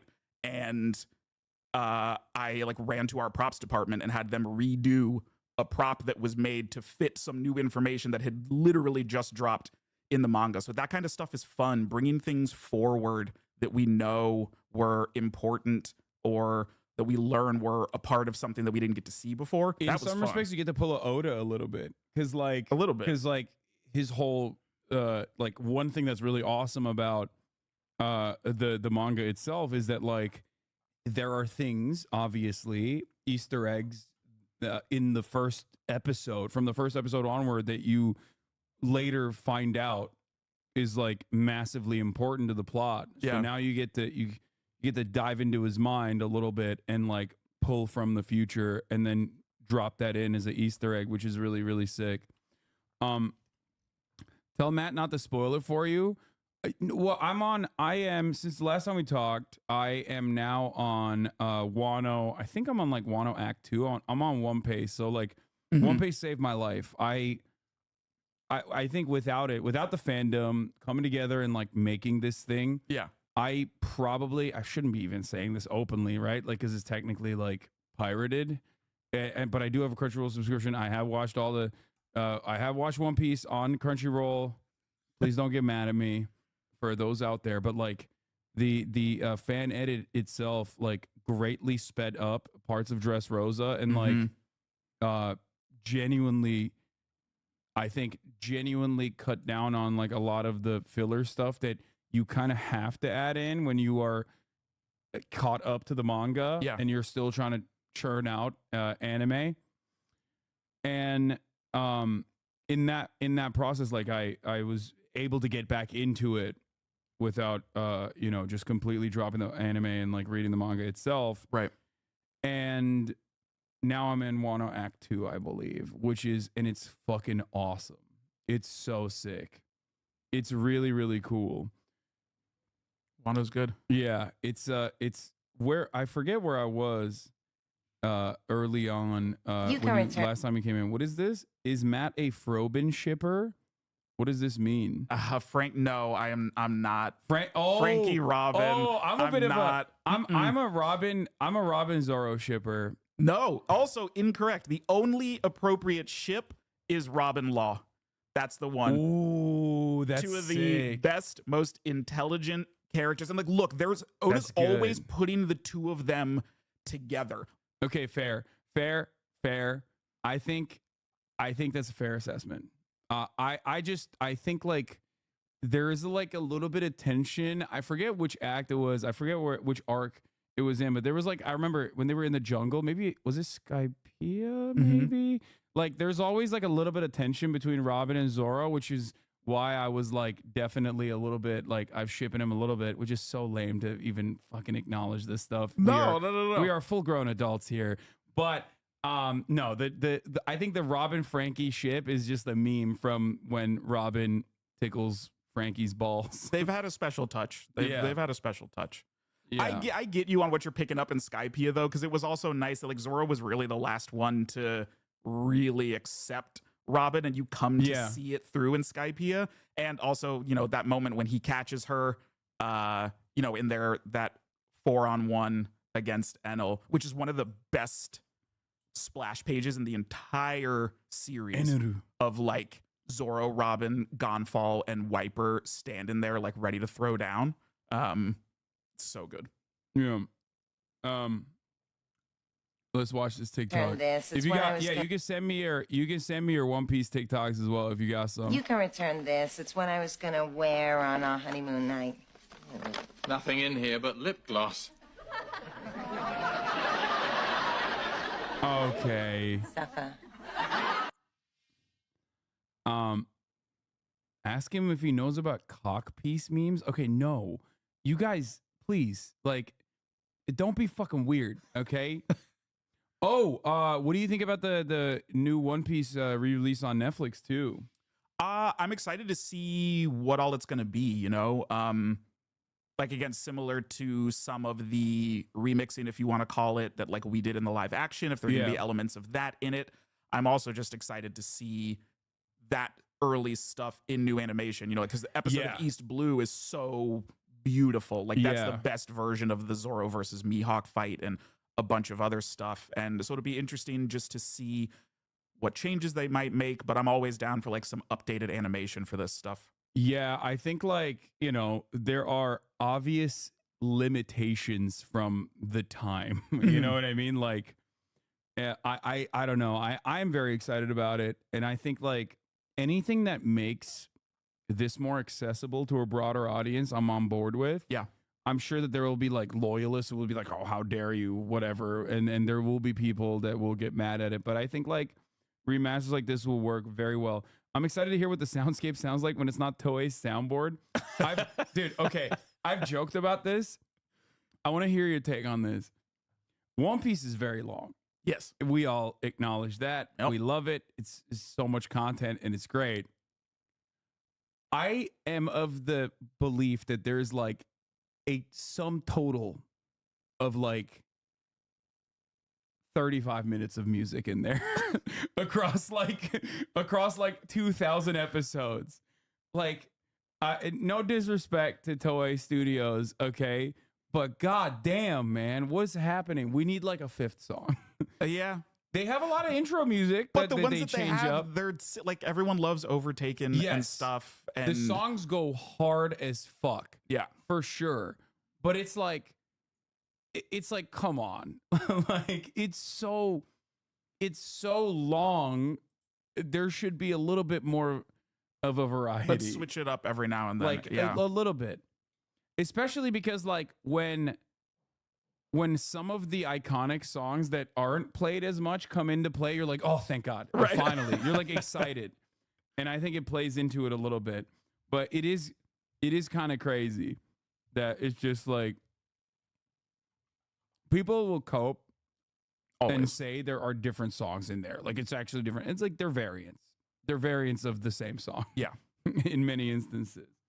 They started switching up an Egghead. Yeah, I haven't gotten there yet, so I don't know. But Wano, I was excited to see Egghead's like very good. I was excited to see like the what the fuck is this? I was excited to see like, you know, the different like Japanese stringed instruments in Wano a little bit. Mm-hmm. So love a good shamisen. Not just the music, it's the sound effects too. Yeah, that's another part of it. Yeah, their soundboard needs a little bit of updating, in my opinion. Tell the guy on the right I like his glasses, but if I was in school with him, I would probably bully him and call him Four Eyes. He's talking about me. He's talking about you? Oh, I was gonna say, he might be talking about you, actually. I mean, that sounds a lot like my high school experience. I dressed pretty much the same, but now, you know, I could make a living off of the reasons Also, that I was bullied in school. We're both wearing big-ass glasses. I don't know what the fuck Stu's talking about. Just a couple of nerds over here. Sometimes you don't need variety. Okay, dude. You guys are crazy. Do not spoil Wano Part 3. I'm watching dub and waiting for the next batch. What do you mean? Oh. Dude, I wonder when the think next batch is. I totally went from watching it in dub to having to watch it in sub for One Piece, and it's so good. Like, I'll say this much. I think maybe Frankie's voice is, you know, it's all right in the subs, but everybody else is like pretty fire. In the subs? Yeah. I don't like Frankie's voice that much in the subs. What? Yeah, I got too used to like subs over dubs, especially because like a lot of the laughter, in my opinion, translates really poorly in the dubbed version. Yeah. And I think like it basically it sounds way more natural in sub when you have like all these like weird laughter variants that everyone has like a unique laugh. But Frankie's the only voice where I'm like, ugh. Oh, I love Frankie's. Every time Frankie talks, I'm in. Frankie, super. Yeah, I'm on episode 70. No spoilers. Okay, dude. There's, you know, you This is gonna be a little tough. This is gonna be a little tough for you. Yeah, you're gonna see some spoilers. Can you ask if we're getting a Muppet Chopper? Okay, I can't. He can't leak stuff like that. I don't know. I don't know what the deal is. I'm not gonna ask you. You're getting Chopper. I mean, yeah, you're getting Chopper. God, can't confirm, dude. When I found out that Chopper was supposed to be like a humanoid, like the scary monster version of Chopper, and that like they basically told him like, no, we got to sell plush toys, like fucking dial this back. I was so bummed because I feel like Chopper as a humanoid, like scary demon would be so different and it would be so cool. Chopper now is great. He's a wonderful addition to the cast. Like he brings a different dynamic to the story. But I always wish to see him like as a monster. I think there's something kind of interesting about cute Chopper still having that idea of feeling that he's a monster, because it shows you how internal like that shit that he's dealing with is. Because to everyone, like, he's adorable. He looks super cute, but he still views himself as a monster. It almost makes it a little bit more sad to me. Yeah. Like he can't even see how adorable he is in the beginning. That's true. Him being a giant humanoid demon who still acts cutesy is really cool, to be honest. Possibly. Chopper got influenced too much by merchandise. Yeah. He's a cute doctor without... Yeah, Chopper is Doctors Without Borders. Okay. Frankie especially is on a pedestal in Japanese because of Oda's special treatment. He literally made Frankie fit the voice actor, not the opposite. Oh, that's interesting. Yeah, he loves that voice because he had done stuff before. He's Django, and he's also Bon Clay, right? Isn't he all those? Yeah. So yeah, he loves that guy. Yeah. Well, his devil fruit will awaken.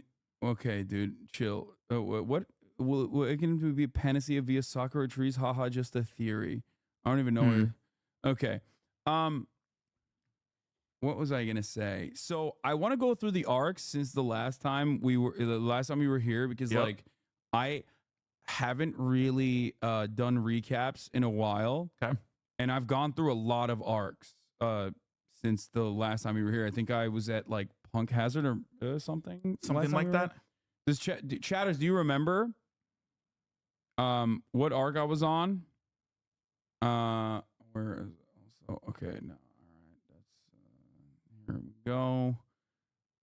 Make a new One Piece intro using AI. Yeah, I think I was in Punk Hazard. Yeah, I was like either Fishman Island, like I was trying to finish Fishman Island, or Punk Hazard, and then I got on One Piece and I just like ripped through it, and it was awesome. Yeah, and I want to go through the arcs that have happened since then, since the last time you were here. Okay. What is this? Matt, please don't take Robin's melanin away. Dude, I stand on that. I think pre-time skip Robin is the best Robin. The best. Like, Can't be literally beaten. with the bangs. Okay, with the bangs. Yep. And she's like kind of, I don't know what, like in my head canon, she's Guyanese. Huh. Like the pre-time skip Robin. Yeah. Maybe because like, I mean, I don't know. It's just like Miss Sunday Robin is peak. Yep. Now maybe not Guyanese, but like something like that. You know what I mean? I know she's canonically Russian. Okay. Technically, canonically Russian. Yeah. Yeah. I always saw her as Latina because she's tanned, because Spanish is part of what she speaks for her powers. Like that's what I always assumed. I can see that. That's why, I mean, you know, it's not off base. Like I'm talking like something, like it could be like a Latin American, South American, something in that variety for sure. And I wish they had never done the new Robin, even though the new Robin's still sick. I headcanon her as Romani. That too. When I was a kid, I thought she was Egyptian. I mean, Egypt, as Joe Biden also famously acknowledged, is a part of the global Latina belt. So, you know, when he said Mexican, President of Mexico, Sisi. Robin with the cowgirl hat, exactly. Yep. Peak Robin. Robin was only tan in the anime. Post time skip, Robin is only lighter because she's more similar to the manga now, where she was always pale. Yeah, I know. Yes. But sometimes we were gifted accidents, something that got taken away from us. Yes. Sometimes happy accidents do make for you know, possibly better versions, you know. All Robins are good Robins. This is still, that's ultimately, yes, that Robin is is still goated. I'm just saying that, like, I will never give up the my take that pre-time skip Robin is the best version of Robin. Miss All Sunday Robin is the peak version of Robin, in my opinion. Take away the cowboy hat? How dare you? I would never. Yeah, that's crazy. I would never. You're talking to someone who's loyal to the fandom and also to the work, the original work. You didn't talk about the Whole Cake Island. I remember you talking about the Katakuri fight. Yeah, what is this? Here's a timestamp where you left off. We'll save it up. We'll save it for next time. We can do that. Yeah. Oh yeah. We'll do the we'll go through it now. Perfect. We'll start off where we left off on the arcs since the last time we were talking. What kind of animes have you watched since then? Since the last time you were here? Since I was last here? Yeah. What are you working with right now? What's the big stuff that we've been doing? I mean, Freerin is incredible. Do you want something to drink, by the way? Sure. I am also. Have you eaten yet? Good. Or no, I had breakfast a while ago. All right, I'm gonna get you some super dank Mediterranean food. You don't have any food like allergies or any restrictions, right? Nope. Okay, good. Yes, Chad, Freerin is goated. I've been doing Freerin. I've been rewatching Bleach because Thousand Year Blood War is so good, and it really made me miss OG. So I've been doing a bit of a Bleach rewatch. What else? Continuing, you know, Spy Family. Freerin is a must watch, huh? I have not. It's great. Okay, I have not watched it. Is it on Hulu, chat? I mean, because I'm gonna dive in. I after this, I have a 15-hour flight coming up to Australia. You got some time. So I got a lot of time.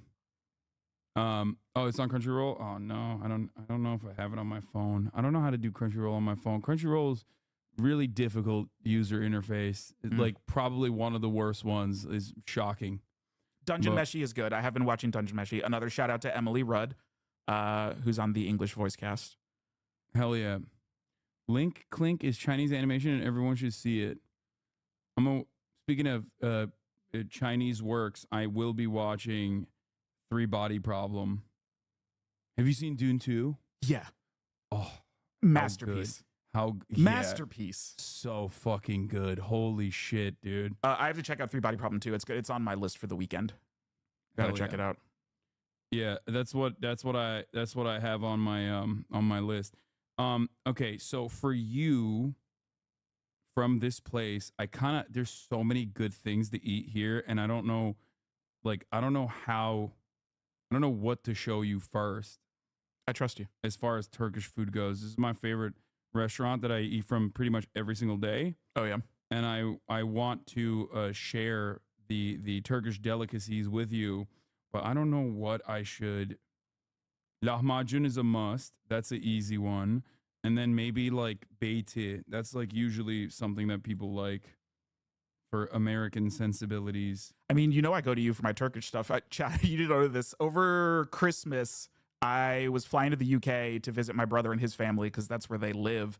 And I had like some massive delays and had to spend the night in Istanbul to catch a new flight and had absolutely no idea what to do. And I remember texting Hasan when I landed. So I was like, I got 12 hours in Turkey. Like, what should I do?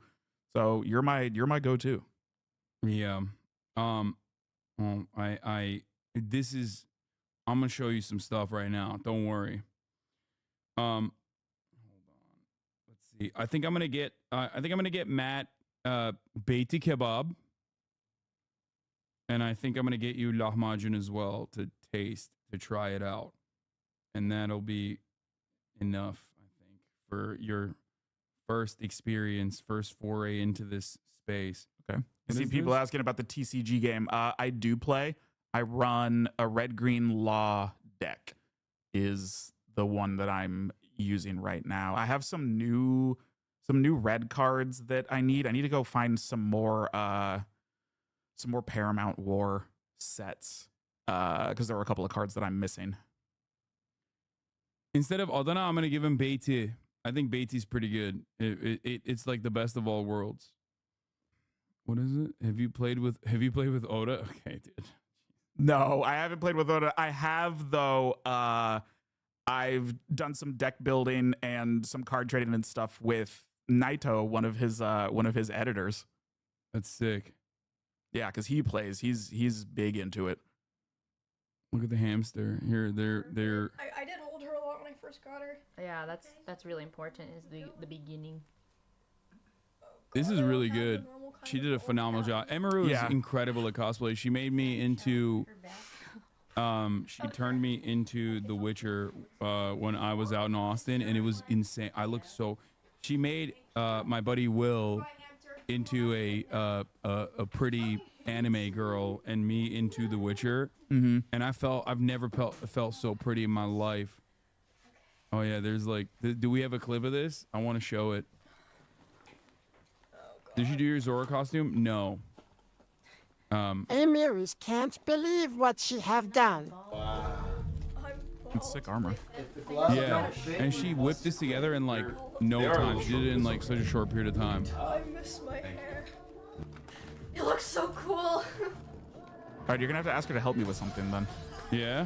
I want to do. I've never cosplayed. I'm not brave enough, but now I think I don't care that I'm not brave enough, and I just kind of want to try it. Wow, what would you do as a cosplay? I mean, Law's my guy. I kind of feel like I'd want to do pre-time skip Law. You know, like the yellow hoodie and the hat. We'll ask her. We'll ask her. I'm gonna write in their chat. All right, chat says do it. I'll do it. If Emery will help me, I'll do it. I'm at the One Piece live action showrunner, and he's asking if you can cosplay him as Trafalgar Law.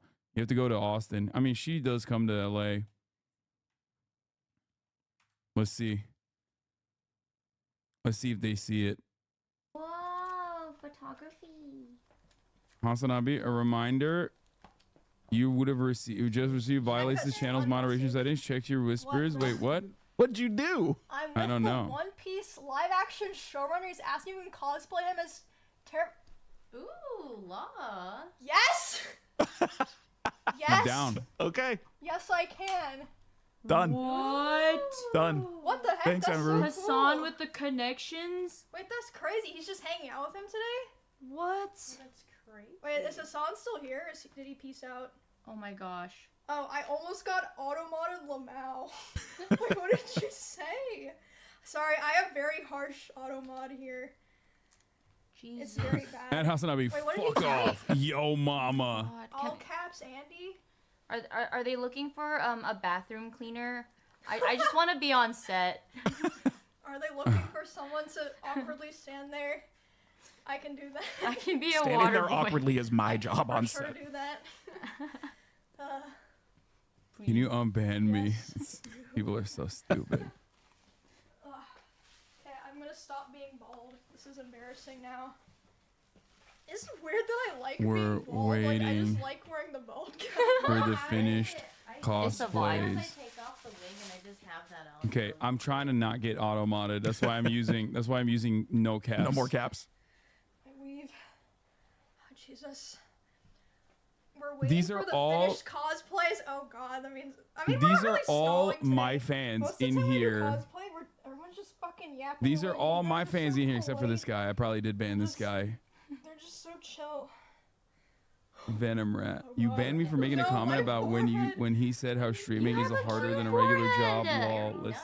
It's Well, very cute. If I pull the weave down, they don't know. Oh God, did I lose the babysitters too? Oh no, I haven't. He called me a nonce, bro. That's why we banned you, dog. Guys, I hate not having. What do you bangs. mean? Yeah, Lake McGrew, the Honestly, sniper. relatable. I get it. I hate not having bangs. I feel naked Dude, without my you guys. I you love know people literally taking have, advantage of like, the fact that you're in her millions chat trying to of talk clips to of you to people get making fun of my unbanned forehead. back Yeah. in It's yours. like an edited version of my forehead. Because the editor of our, I'm on this podcast with Asmon and Tectone. Yeah. And the editor, he made this edit where it looks like my forehead goes all the way up to here. And a bunch of people thought it was real. Wait, let me show you. I don't guys. understand why she's Dude, putting on I have a wig. a Her similar hair already edited looks where, like like, they Nico just- Robbins' hair. They just like Photoshop But my you know, bangs she's the out, pro here, but so. I start my bangs pretty far back, so they think I have like a 10 head. Oh my God. Unban me, bro. Unban me, bro. Nope. I see the thumbnail. Wait, Easier what? to style. You gonna cosplay Frankie? Oh yeah, that's the thing. Well, obviously, like, obviously, for me, if I were given the opportunity, I would probably cosplay Doflamingo. Or yes. if I were to choose one, it's got to be Dofi. He is the best villain in the entire series. Yes. Oh my God. Which Easily. we'll talk about in a second. Everyone's saying Kuma, but like I think Dofi is the best. Yeah. He is the best villain. Still the best I villain of the also series. do really like what's the beast that they're facing on, one of the warlords. His name? Damn it, I'm forgetting. The giant. One of the four pirate emperors. Kaido. Oh. I think Yes. like Emperor, not Warlord. Yeah. not warlord, sorry. Kaido. Emperor. I think Kaido is pretty sick too. I think Kaido is also pretty sick. I would do Kaido. You do a sick Kaido. Yeah, I think I could pull. Kaido is at least like a better fit than Dofi. You could do that. Yeah. You'd have to do the full, get the full sleeve done. Dude, oh my God. This is he's the best. Wisdom, Yeah, like, Wisdom is y'all, if you so don't know good. him, go check him out. Go follow him. He's so good. Incredible. Who's your dream Dofi cast? Matt? I don't know if you're can you say? Man, I feel like I can say. But that's one that I haven't thought of a whole lot just because we're not there just yet, obviously. But man, who would be an ideal Dofi? I don't know, throw some names out. Ryan Gosling, I actually think would be fun. I mean, yeah, but that's just I feel like that's just Ryan Gosling because he's Ryan Gosling. And he could do anything. Yeah. I'm a big Lee Pace fan. Maybe not Dofi, but I'd love for him. Obviously, I'd love for anybody to be in the show. What is this? Usopp during Ramadan? World Water Day. during Ramadan. Go drink water. Drink water. Salt thirst. Salt thirst. Drink water. During Ramadan. This jacket he's wearing is so sick. You sip. Cillian Murphy as Ace. He's a little He's bit. a little he's a little older. old. Yeah. He's a little old. Oh my God, Ace. God. Ace is another one of my. Ace used to be one of my favorite characters. I still love him. I still think he's one of the best. Yeah. It's just like makes me so sad. What have you should Matt your blast off tweet? Wait, what? No, why would I do that? It's Timothy Chalamet. Come on, man. I love Timmy, but not. I don't. He's not Ace for me. Yeah, Ace is not like a waifish twink. What the fuck? Like he's kind of yacked. He's not like out of control Jack, but he's like very different vibes, I think, than Timothy Chalamet. Robert De Niro for Ace. Does the showrunner have final say in casting? Great question. So what we do is we do the casting process. We sit with people, we look at tapes, we do callbacks, all of that kind of stuff. And we have conversations, of course, with Oda for the important characters, like what he really wants to make sure is represented in a particular character.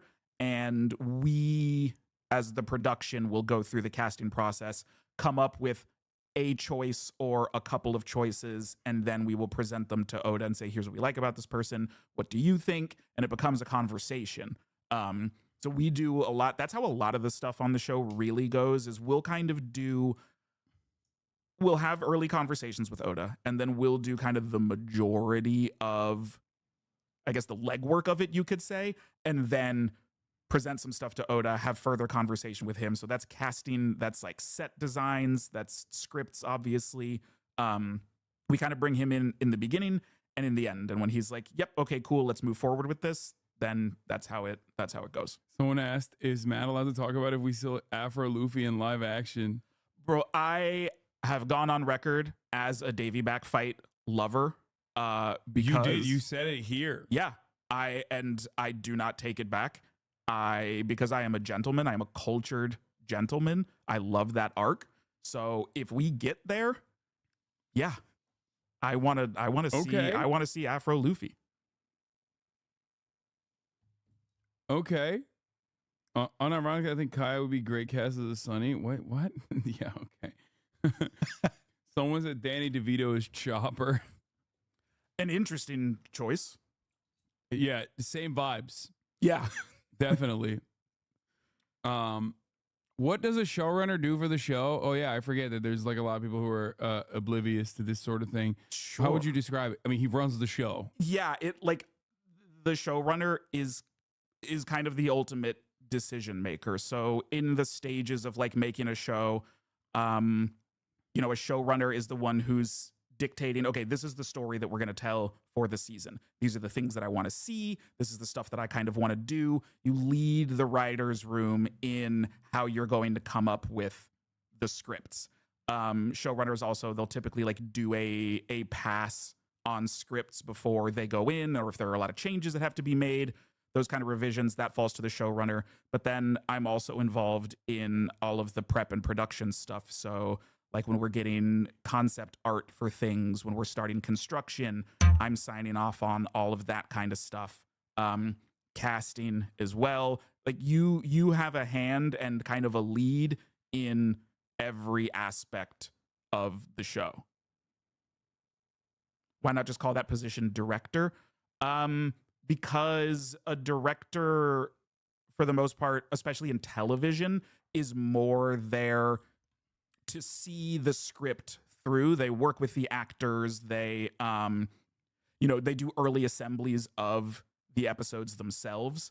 A showrunner kind of goes beyond that because you're not just directing the cast or directing a particular episode. We're in it from beginning to end. Like, was sitting in editing when the strikes happened, and I had to stop one day, of course, because we have to stop all work, because any work, especially from a showrunner perspective, any work is writing. When you're editing and changing stuff in post, that's rewriting. That's rewriting how an episode is structured. You're just doing it with footage instead of doing it with words. And that was tough. Like having to put the show. I didn't get to finish the show. Yeah. Because we were on strike. And so I know there's one thing that people have talked about, like really missing from season 1, which is feeling that we didn't do enough with Usopp. And, that's something that I take on. I listen. We're proud of what we did, but we can always do things better. And we're taking a lot of that into our second season. But one of the things that was kind of weird for me also is watching the show without having to finish the edit, because we shot much more Usopp content, especially in episodes 7 and 8, that actually made it into the show. There's a whole thing about Usopp in episode 7, like really starting to craft some of his specialty rounds. And there were a lot more aspects to the Chew fight, that moment of him hiding and like psyching himself out and being like, everyone else is counting on me. Everyone else is standing up. Like, I've got to stand up. We shot all of that stuff. So I don't know why it didn't make it into the show. I miss it also, but I wasn't there to finish editing. But trust me, we know people want more Usopp, and we're going to give it to you. If you know some of the stuff that's coming in the manga and the anime, there's some great moments, some really great things coming up for Usopp, and we're going to make sure that we do right by him. Hell yeah. Have you seen this guy? Who's this? This is a boxer. I think Ben Whitaker is the guy, right? Whitebeard tattoo on his back. He does. He has a white Is that beard. real? Yes, bro. He has a white beard tattoo, That's and he hard fights. as fuck. The guy I think he's fighting, Prince Nassim, is also like a very interesting fighter as well, from what I understand. They're both like, they both are very like, they love styling on their enemies. Oh,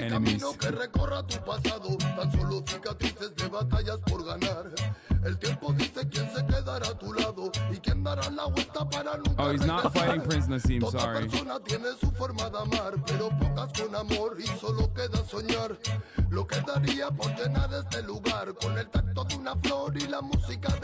to be good if you're going to fuck around like that. Well, you got to be good if you're a part of the Whitebeard crew. So obviously, he's the best of the best, Higher quality of the tattoo. Oh, come on. Son of a bitch, dude. Okay, yeah. Fucking got my ass. All right, dude, in front of a guest, in front of an esteemed guest, nonetheless, that is messed up, I know bro. how it goes. I watch you. I know how this goes. Oh my lord, dude. Yeah, that's just fucked up, actually. Okay, well, here's the top of the hour ad break. If you no longer want to see those ads, all you need to do is subscribe. Oh my god, I have another banger for you to show you, actually. Here, don't look yet. I already know what this is. She is the greatest. I know her love of anime. Like, I love the Todoroki cosplay that she did a couple years ago. But yeah, this JoJo one is absolute fire. Amazing. She's so sick. Yeah, she's so fucking cool. Amazing. I'm a hot girl. 100%. 100p. I'm a hot girl. I was very upset that Crunchyroll did not invite me to the Anime Awards. I've been trying to work with them for a minute now, and I would have loved to be at the Anime Awards, but also obviously they invited Megan Thee Stallion instead. So much better choice. Let's campaign though, because I was a little bit mad too. I was actually at their offices like 2 weeks before. Wait, they didn't invite you to the Crunchyroll Anime Awards? No. To be fair though, they did invite me. They had a really great. They were doing a lot of really cool stuff for Black History Month, and they invited me to come and speak at their offices just about like my experiences, my love of anime, and all of that stuff. So I'm trying to get in bed. Oh, also, I'll have to send you a photo. They gave me a really nice gift for speaking to. They gave me a sick Doflamingo figure that's like too big to fit on like the bookshelves where I put most of my other figures. I'll have to show you. It's amazing. Oh, that's then if you dope. guys are figure collectors and you know the Portrait of Pirates Dude, series, I have so those many are figures. They're all same. Look down there. You can see some of them. I've never like unboxed them. I guess we could unbox some of them, take them out of the box. Oh, There's unboxings? There's so many, dude. I have so many fucking figures. It's crazy. Everybody always makes fun of me and says like I'm like a meme, because like to normies, when they see my wall back here, they're like, "Oh, this guy's got a bunch of fucking Funko Pops." I'm like, they're not Funko Pops. Funko Pops suck. It's different. I'm not a Funko fan either. I don't like Funko Pops. I'm These not are a Funko fan either. These are figurines. They're very different. Right. They're not toys. Damn, this is They're crazy. collectibles. Look at this. Kirby. Let me pull this. They're artistic figurines. Is this just a day? Wait, what day are you on now? I've Oh, only is this gone the up to, one? like, Hold on. Let's pull it 12 up or something, here. because I've been skipping so many That's days. the one. Well done, chat. Well done. Yeah, that's the one. Fucking sick. Oh my! I'm buying it. Love I'm it. fucking buying this, dude. Love Are you it. joking? Oh my god! Oh, fuck. I'm Yep. buying it right now. Do you Fuck guys know this. who Liam I'm is? Probably not, so right? good. He's a Mario speedrunner. Oh, I yes, saw. yes. Yes. No, no, I no. Yeah, I know didn't. Wars. He always. This is the thing. It is dangerous. It is a slippery slope. Dude, I'm This is what I spend my disposable income on. dude. I mean, it's the best thing to spend your disposable income on. I'm literally buying it right now. We gotta go to Little Tokyo together sometime. We gotta go hit up Jungle and stuff. Oh, go do a little figure yes. shopping. Oh, dude, I would love to do that. Absolutely. Wait, here, maybe I can do a PayPal checkout real quick. Thoughts on DC's expansion into anime? Wait, what? Oh yeah, with the Suicide Squad isekai. They're doing a Suicide Squad isekai? That's crazy. Yeah. Wait, let's take a look at this. Dude, anime is so dominant. It's pretty wild. It's pretty wild how much it's like, I mean, it's always been like very popular, obviously, but I do feel like, especially recently, it is like, it has become more of in our lifetime, like we're the same age. Mm-hmm. In our lifetime, I feel like anime went from being something that was like kind of even weird by nerd culture standards. Yep. To like straight up every fucking normie watches at least like consumes like some kind of anime or manga, which is very cool. Yeah, during COVID, I feel like it really blew up. Yeah. And I'm here for it. You know, some people like to take a gatekeeping approach with that kind of stuff, but I'm like, great. I love the fact that there are kids in middle school and high school and stuff that aren't getting bullied for liking anime like we did when we were younger. Yeah. Like, I love that. I love that more people get to see the great kind of storytelling and artistry that exists in anime and manga. Yeah. And also, like, I think I will say, like, here, we can talk about, like, the most... there's a couple things I want to show you. Hold on. My head is, like, I'm all over the place. I want you to tell me, first of all, are you familiar with CJ the Champ? Mm-mm. Ooh, you're really going to like his shit then. He is a massive fucking weeb. He has a series called, like, Black Air Force Energy. Yeah. Where he'll like talk about which character has like the most, Black Air Force One energy. Love it. But there's a couple things I want to do. One, I'll show you some of his stuff, and I think you'll like it. Beyond Scared Straight, JoJo Edition. Majin Buu, The Ultimate Menace. He has a lot of really, really cool stuff. But I want you to rank like which anime characters are the blackest. Like as far as like which anime characters are canonically black, even though they're not actually, like Piccolo being, I mean, he's one of the tops. A great example of this. He's one of the I want tops. you to, if you're comfortable doing that, Yeah. we can do that. Also, I'm also like trying to fucking log into my PayPal so I can So buy that you this can fucking get this figure. Buy this fucking figure. I'm gonna see one of these Zero Sugar Mountain Dews and see what this is about. Oh, do you want? I have Zero Sugar Major Melon, and I have regular Mountain Dew, or like regular diet Mountain Dew. I'll grab one of those. I've never tried the Major Melon. If you like melon flavor shit, the Yep. Major Melon one is incredible. Hold on, I'm gonna grab it for you. You can talk to them while like, dude, I'm having a hard time putting this fucking PayPal code in. It's crazy. Let me do this. Does Matt think there will be good anime adaptations to follow? Yeah, I do.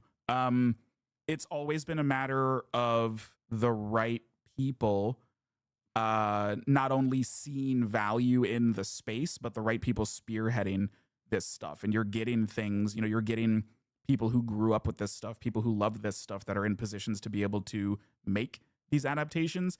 I think that makes all the difference. It's the same kind of thing. You can look at the difference between certain Marvel movies that we had pre-MCU, like Kevin Feige is a massive fan. He loves this stuff. He knows this stuff.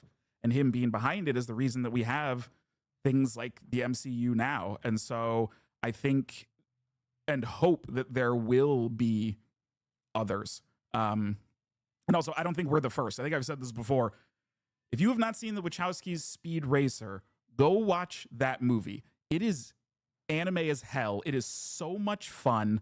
That is a real true, thank you, sir, like early, first really good anime live action. That movie rules. But I do think there will be others. And I'm excited to see them, I know they're working on a Naruto movie right now. Yeah, I'm sure we're gonna start getting news about a lot of other adaptations being made. Yeah, definitely.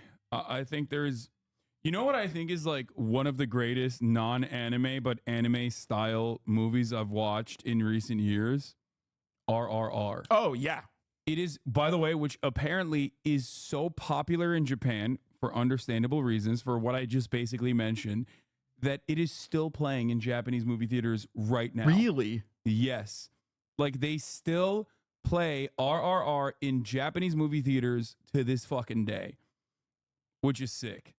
And I totally understand why. Yep. Like it permanently exists in my mind where he like rips out the animals and in one of the final battle sequences, and they're like fighting with animals, like throwing animals at the fucking at the British soldiers.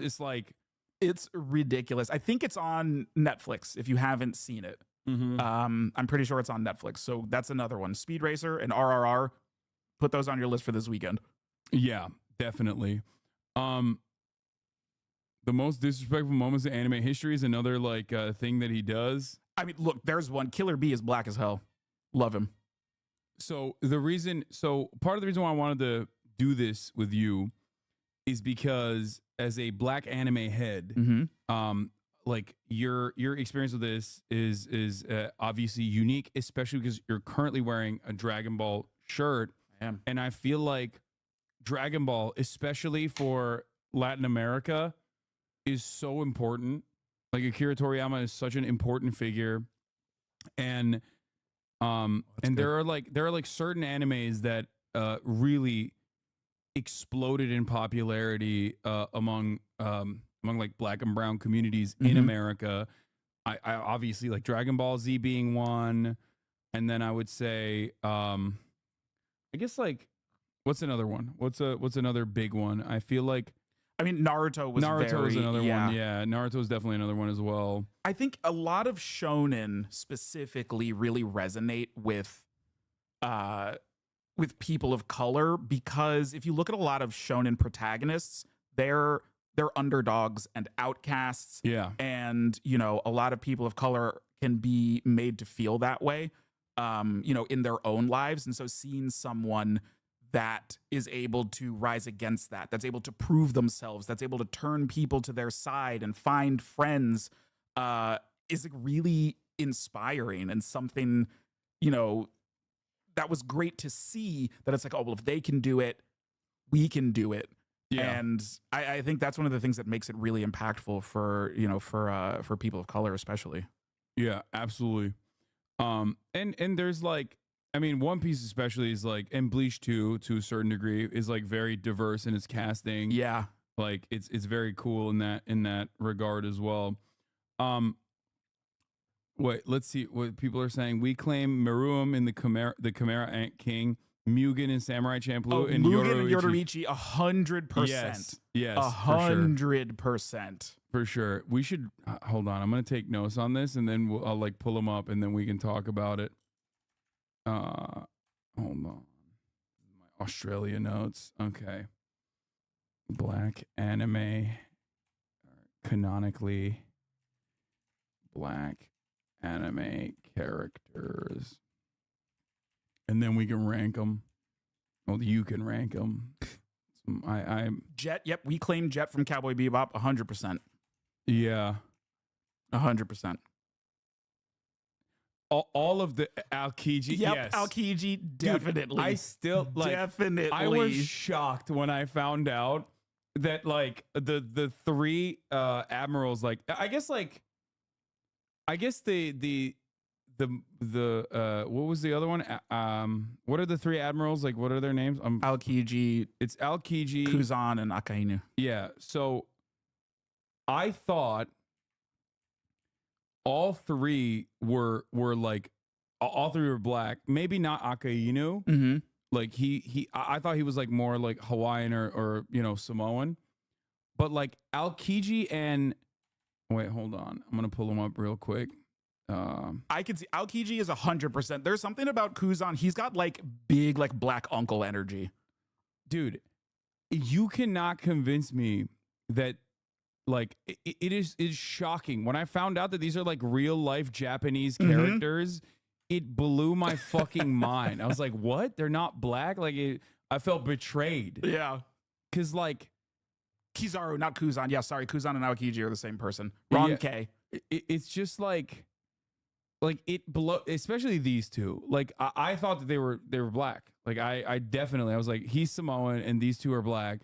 It turns out he is like, I think after like a Hawaiian dude, maybe like he was like styled after a Hawaiian dude, but like it blew my mind that they're not. They're Okinawan. Yeah. Okay. Well, like, yes, Kizaru is Italian. He definitely does read that. But there's also like, if you've got a black uncle, you've got one that is a lot like Kizaru. Like, he is Italian and black at the same time. Yeah. Italians are POC anyway, so. Dude, come on. I know. It doesn't, like, the vibes too, like, it doesn't make sense. Like, they're, first of all, they're way too swagged out.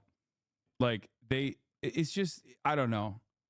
This part, I just don't understand that how they were actually Japanese. He's got waves. I mean, yes, look at him. Yeah, I just don't understand how they are like real life Japanese people that were also like directly crafted off of real life Japanese people too. Like it's not even like, it's basically like a very faithful adaptation. Okay, I'll put these guys in as well. Kizaru. And Aokiji. Kizaru reminds me of the older Yakuza from Yakuza 0. Yeah, he does look like that. A little bit. He does also have Adam Sandler vibes as well. He does. He does kind of look like Adam Sandler a little bit too. I don't know how. I have seen some people claim Vegeta as well. You think really? I kind of see it. I kind of see it.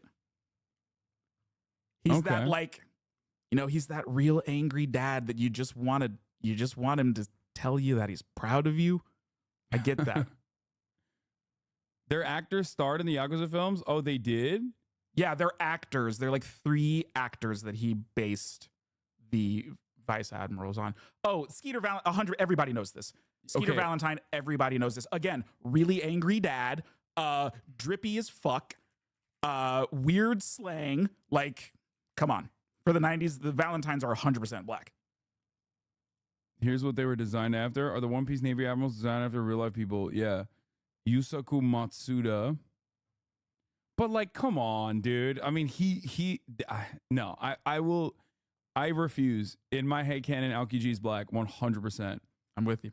Yeah, and Borsellino Kizaru, detailed after Kuni Tanaka. And then Suzuki Akainu after Bunta Sugawara. Oh shit. Isho's after a real.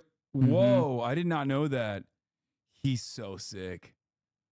He's so fucking sick. Yeah, Fujitora is great. Ooh, Jinbei. Black or Hawaiian? Hawaii. He's Yeah, Samoan. I think, Yes. Yeah. I know in the I think- SBS, like his thing, I think he's Indian, I think is what Oda said in the SBS of like where really?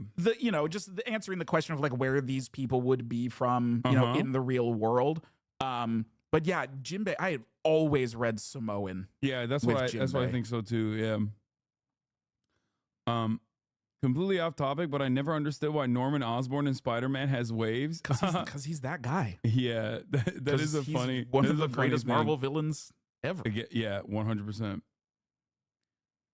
If we are talking about a character who's Black Widow, Schnitzel from Chowder is 100% a black man. Whoa, Chowder is a show I've not thought about in a long time. And yes, Chowder Schnitzel is definitely black. I have no idea what this is.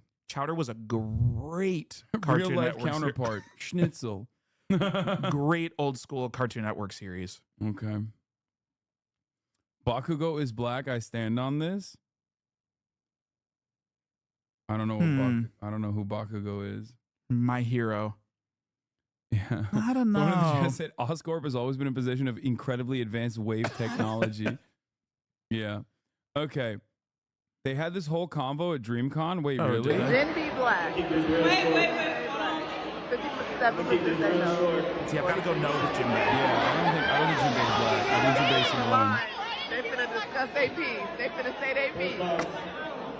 That's awesome. They're having arguments on the mic. That's amazing. Wait,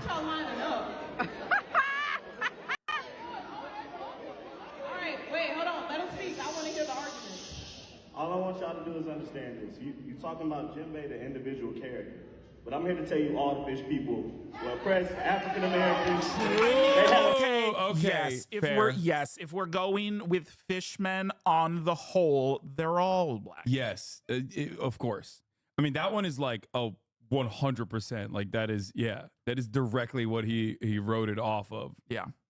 And we leaned into it. And I know some people were a little upset that we leaned into it. I know some people were upset that Arlong was a little bit black, but also I don't care. Wait, why are they mad about that? That's like that makes sense. Some people just thought that we leaned into it too much, and that, like I love McKinley did such a great job portraying Arlong, and I love how black he is. Because also at the end of the day, it's like I saw something in that. Oda confirmed it, and I was like, cool. I'm a black showrunner of this show. I'm gonna make it a little bit black.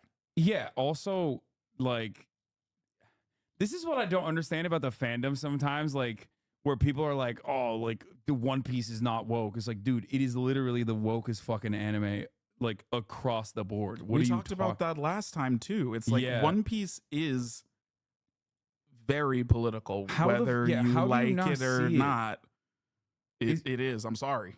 Like there are every single arc is designed after like one political concept almost. Like you can point to a political concept, like, but especially as far as like Fishman goes, like that's crazy. It's directly about slavery and emancipation. What the fuck? Yo, you guys like Ava? Yeah, absolutely. Evangelion is one of the like earliest formative anime for me. Ava, Akira, obviously, and starting with a lot of the Toonami classics, Cowboy Bebop, Sailor Moon, Dragon Ball Z. Outlaw Star, the underrated GOAT. That series, Hasan, if you've never seen Outlaw Star, easy, quick, 20. Isn't Outlaw Star? It's a OG one, right? Yeah, it's the OG anime, I think, right? Yup. Outlaw Star is so. I've never seen it. Fucking good. I've got it. I'll lend you. I've got the collector's box set. I'll lend it to you. It's so good. Catch up to Wano, damn you. I know. Okay. We'll rate my arcs in a second. Let's keep going off this tip. Had a Malcolm X. Jinbei was supposed to be the patient Martin Luther King. That's why he got to live on. The other guy died just like Malcolm X did. You already know the vibes. All the fish people was black people. They couldn't go to the island. They sent them underwater. They were literal slaves. They were slaves. They were slaves. They had bread.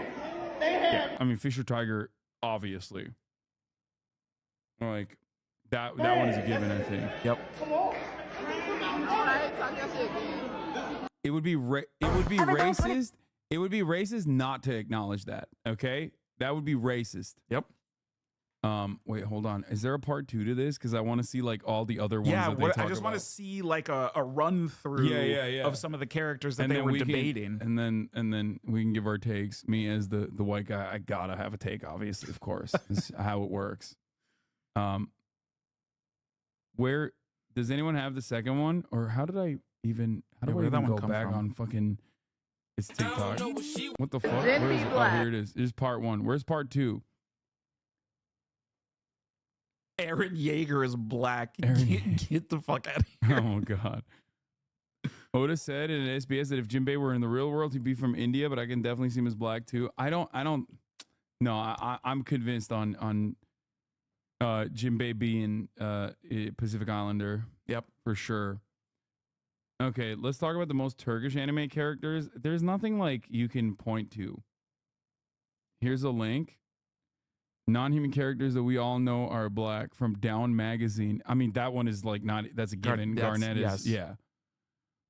Wilt from I mean, Wilt is based off of Wilt Chamberlain. Like, yes. Yeah. These are Killer Bee. We all know it. Piccolo, blackest one out there. From what I heard from my brother, Piccolo is black because of his mannerisms. He's aloof and has a tough demeanor. Guy got a clean, bald, round head, and even though his skin color is green, black people relate to him because he's a different color than all of his peers in Dragon Ball Z series. That last point, though, that's so real. People even joke that he's black Yeah. because he's willing to take care of someone else's kid. Piccolo is Gohan's true father. Yeah. Cake from Adventure Time.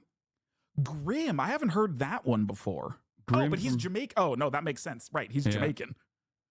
I don't know who made the decision to make the Grim Reaper Jamaican. Brad Pitt. Have you seen Brad Pitt doing patois? No, Have you never seen that? Oh my No. god, what was the fucking movie? This is one of my favorite cringe. Meet Joe Black. Oh, dude. Oh, it's I do gonna not even fuck remember you this. I up. can't think of the last time I saw that movie. See, immediately it comes a Jamaican. Here it is. Doctor, just 1 second. I'll be right there. Please, my mama is sicker than him.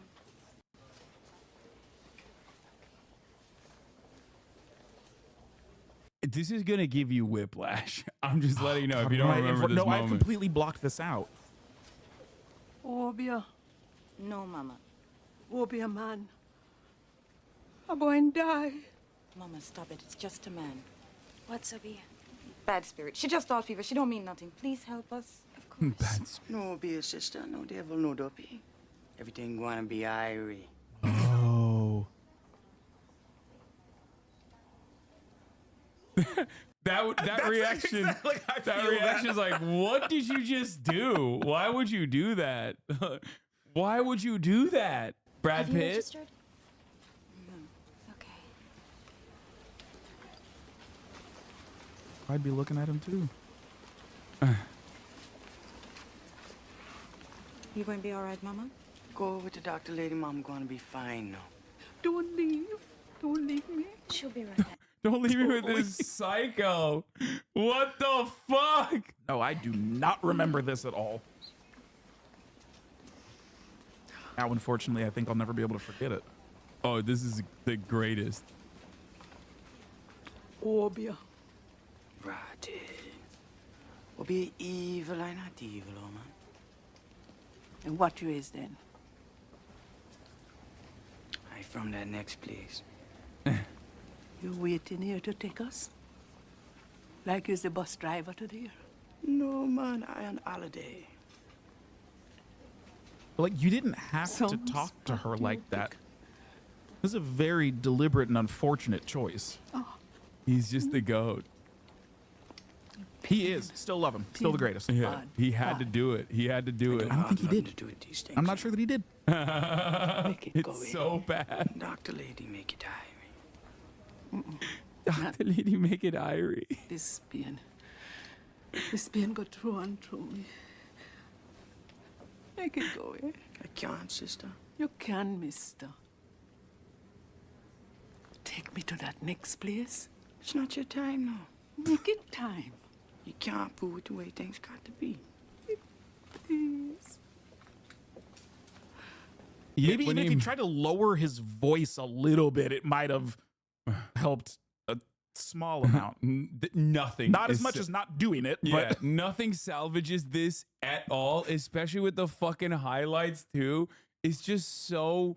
It was a different time. So unimaginably out of place and completely out of pocket, out of orbit.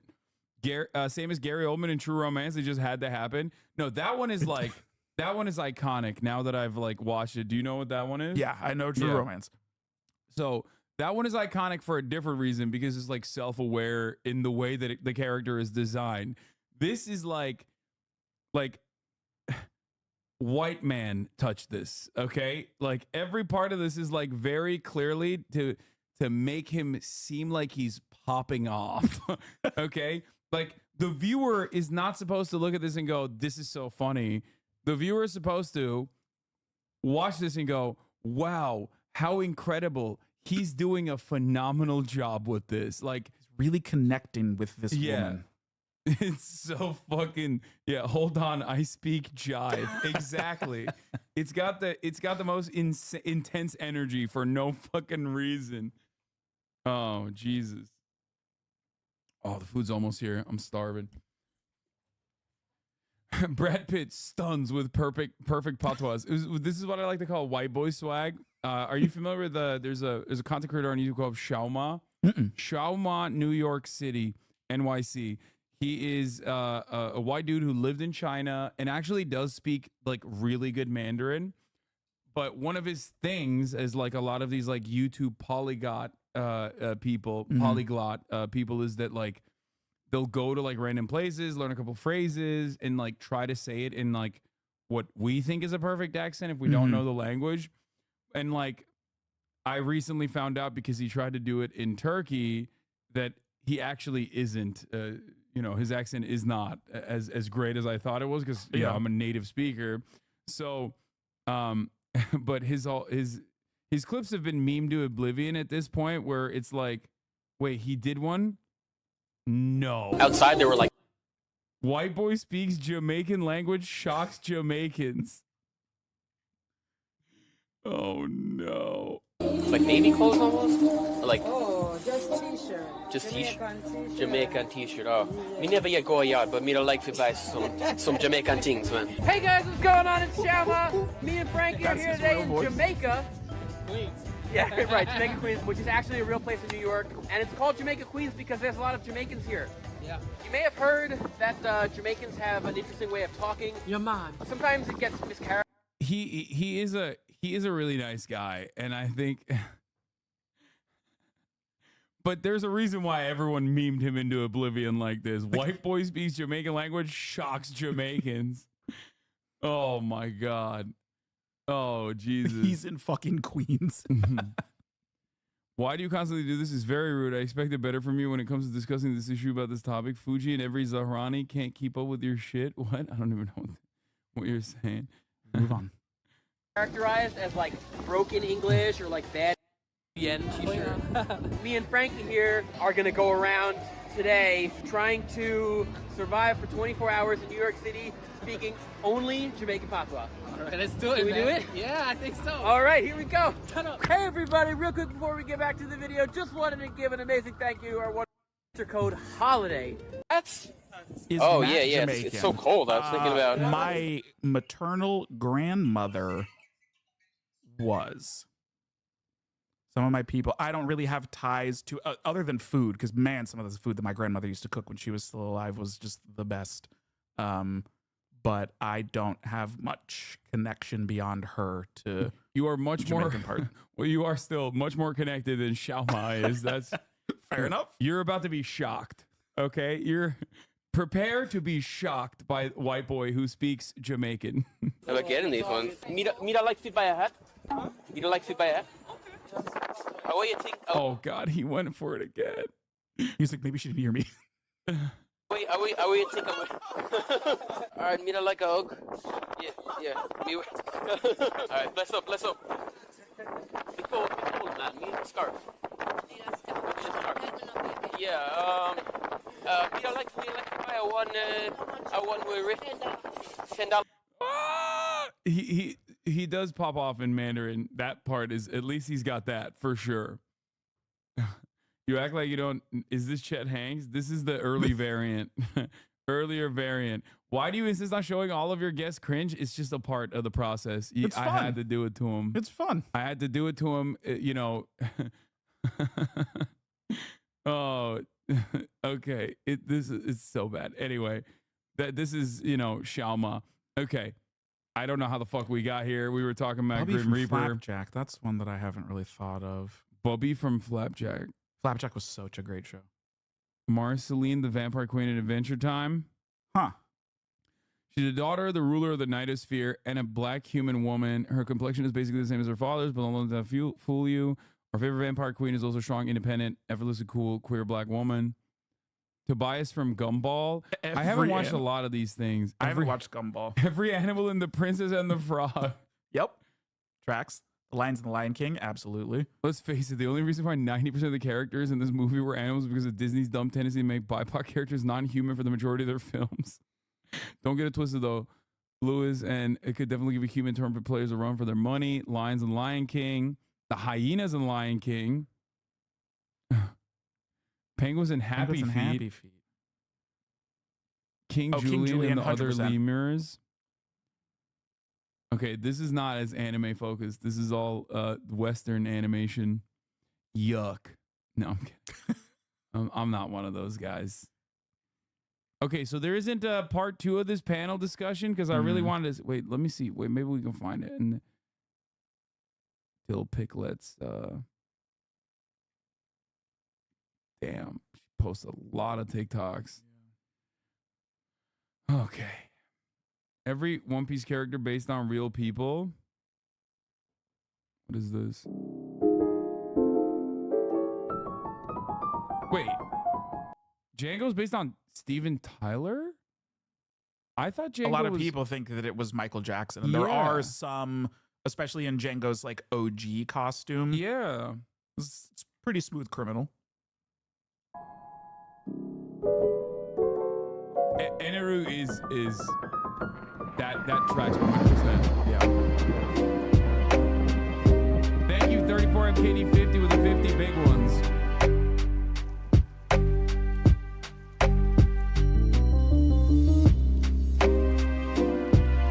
Frankie Jim Carrey, yeah. He's just Ace Ventura. Yeah. Hody Jones is Michael Jackson. I mean, really? Look at his skin. Look at his. That's crazy. Okay. Late stage Michael Jackson. Yeah. Yeah, I mean, that one is an obvious one. Yeah. Whoa. Trafalgar Law, Valentino Rossi. Wait, really? I don't know enough about Valentino Rossi.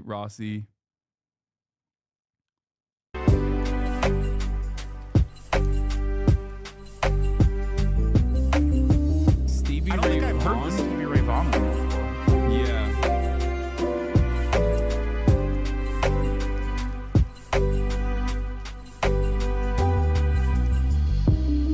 God, I love Isho. I teared up at the end of the arc when he's like, when he's talking about how he blinded himself, and he's like, I wish I could. What does he say? He says like, I wish I could see it. Like you must have been very kind or something to Luffy. God, this is beautiful. I got fucking chills. Hold on. Oh, I'm gonna go grab it right now. Okay. No source on most of these. Oh yeah, he says you look like Sure. a kind person. God, such a good fucking line.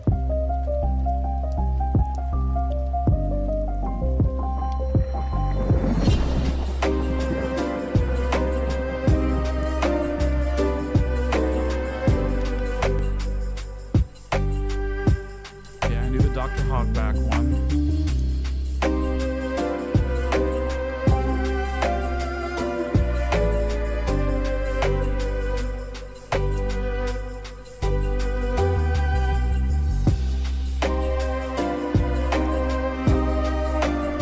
Oh, I didn't know Inazuma was based on Cruella de Vil, but now I absolutely see it.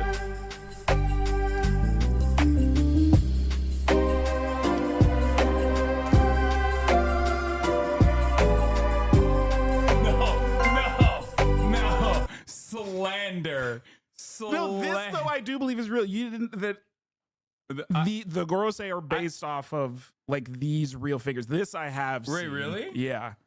Okay, so this. Oh my God, Gorbachev! Oh my God! Oh, that does make look sense. at him. It's like Oh my undeniable when you look at them God. side by side. Oh my God! No way! Wait, who's Itagaki Taisuke? Is he also fucking like socialist or some shit? I'm gonna lose my mind. Okay, this is lahmacun. Okay. Have you ever had lahmacun? No. Okay, this is like one of the most important Turkish foods of all time. Okay. Okay, and this place does it very well. It's like pretty close to traditional.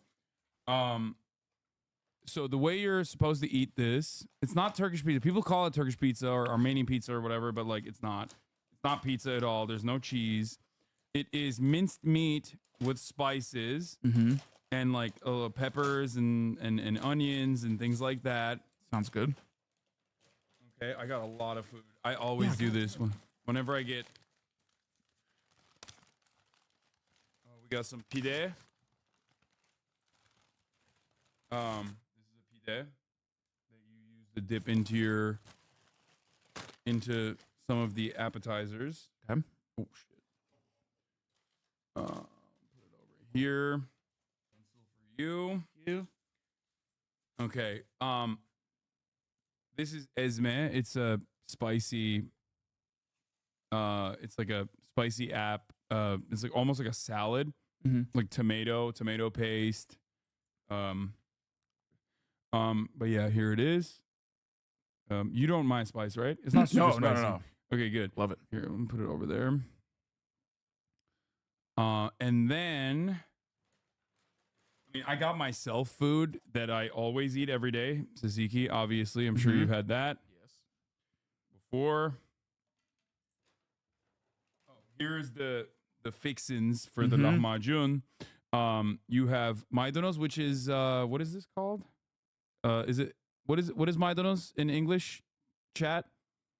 There's some Turks in here, surely.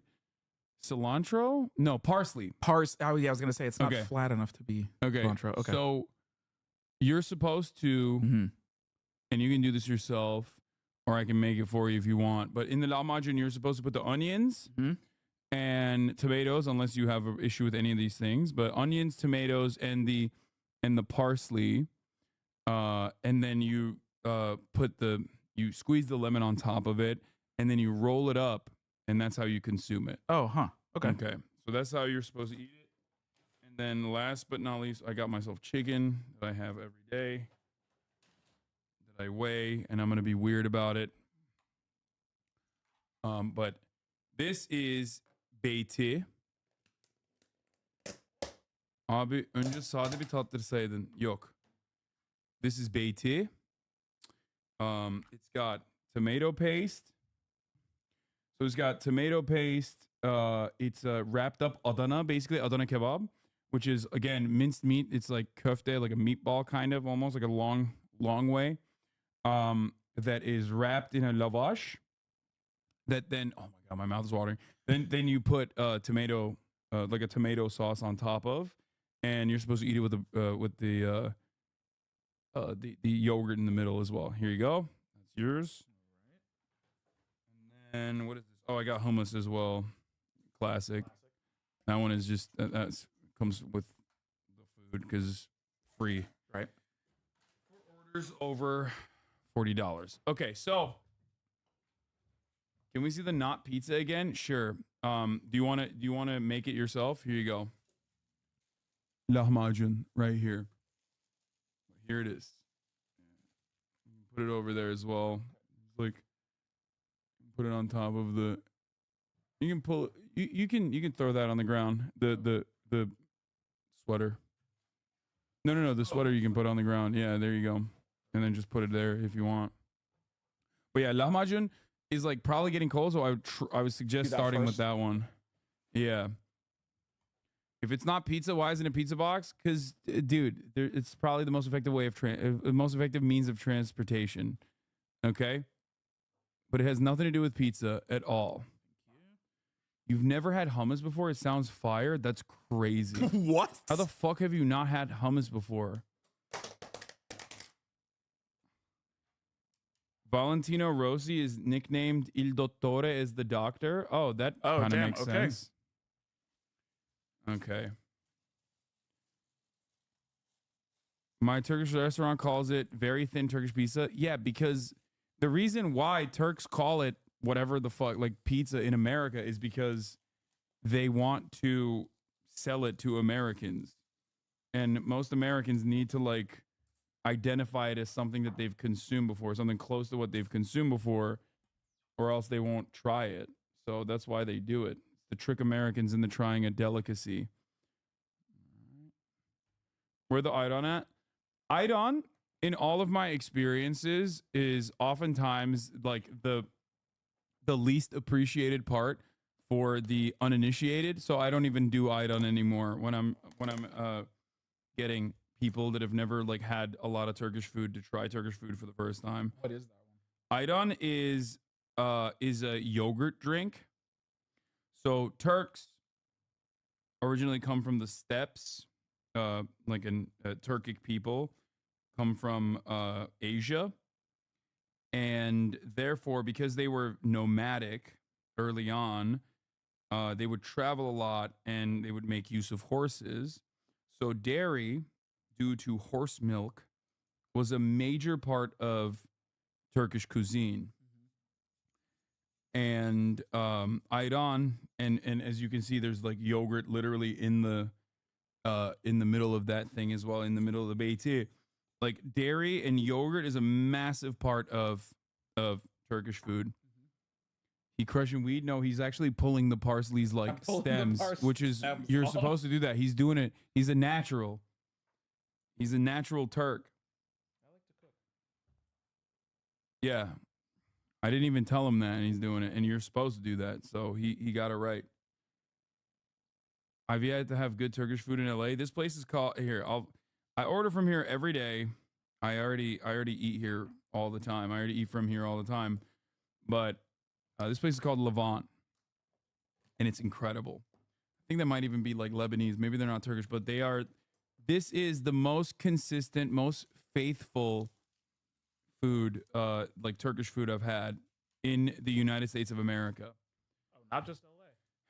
Are you shitting me? Ayran is the best thing ever. I'm Polish, by the way. Maybe that's why.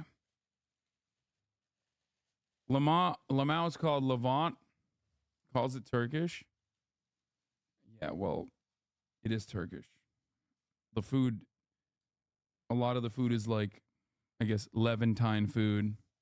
How tightly or loosely do you roll this? You can. Does it matter? It doesn't really matter. See, I knew you wouldn't like to. That's why I asked you do your own thing. You don't like tomatoes. I'm not a big like. No, it's all tomato good. paste. A tomato like this. I'm excited to dive into. Yeah. Whole tomatoes, not my thing. No, I feel that. A lot of people don't fuck with that. Or they get like cringe about they don't like raw onions too. I love raw onions. Yeah, me too. Raw onions on everything.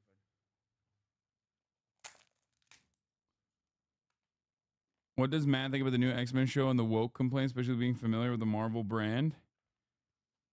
I mean, there's woke complaints about everything. Nerds are fucking unbearable. You don't have to speak while you're eating if you're uncomfortable. Very good. Nice spice level to it. Yeah. A little bit of spice. Lahmacun is the shit. I wish I could have it more, but it's like too many calories for me. I will finish, and then I will answer that X-Men question. Okay. While we're actually, the reason why I wanted to show you CJ the Champ is because I love his channel. I watched some of his stuff before. You watch Baki, right? No. You have not watched Baki? Baki that's a blind spot for me. Oh my god, I haven't watched to. Baki. Okay. Do any of these pique your fancy? Escanor from Light Up Sketchers of Black Forces, Tokyo Revengers, Black Air Force, Energy the Anime. Madara, that's interesting. I wonder what Omni-Man has black. Black Air Force I mean, activity. very, very much so. Look how he just duck slaps Rex, bruh. I enjoyed that way too much. Play that again. Here, we'll watch this while we eat.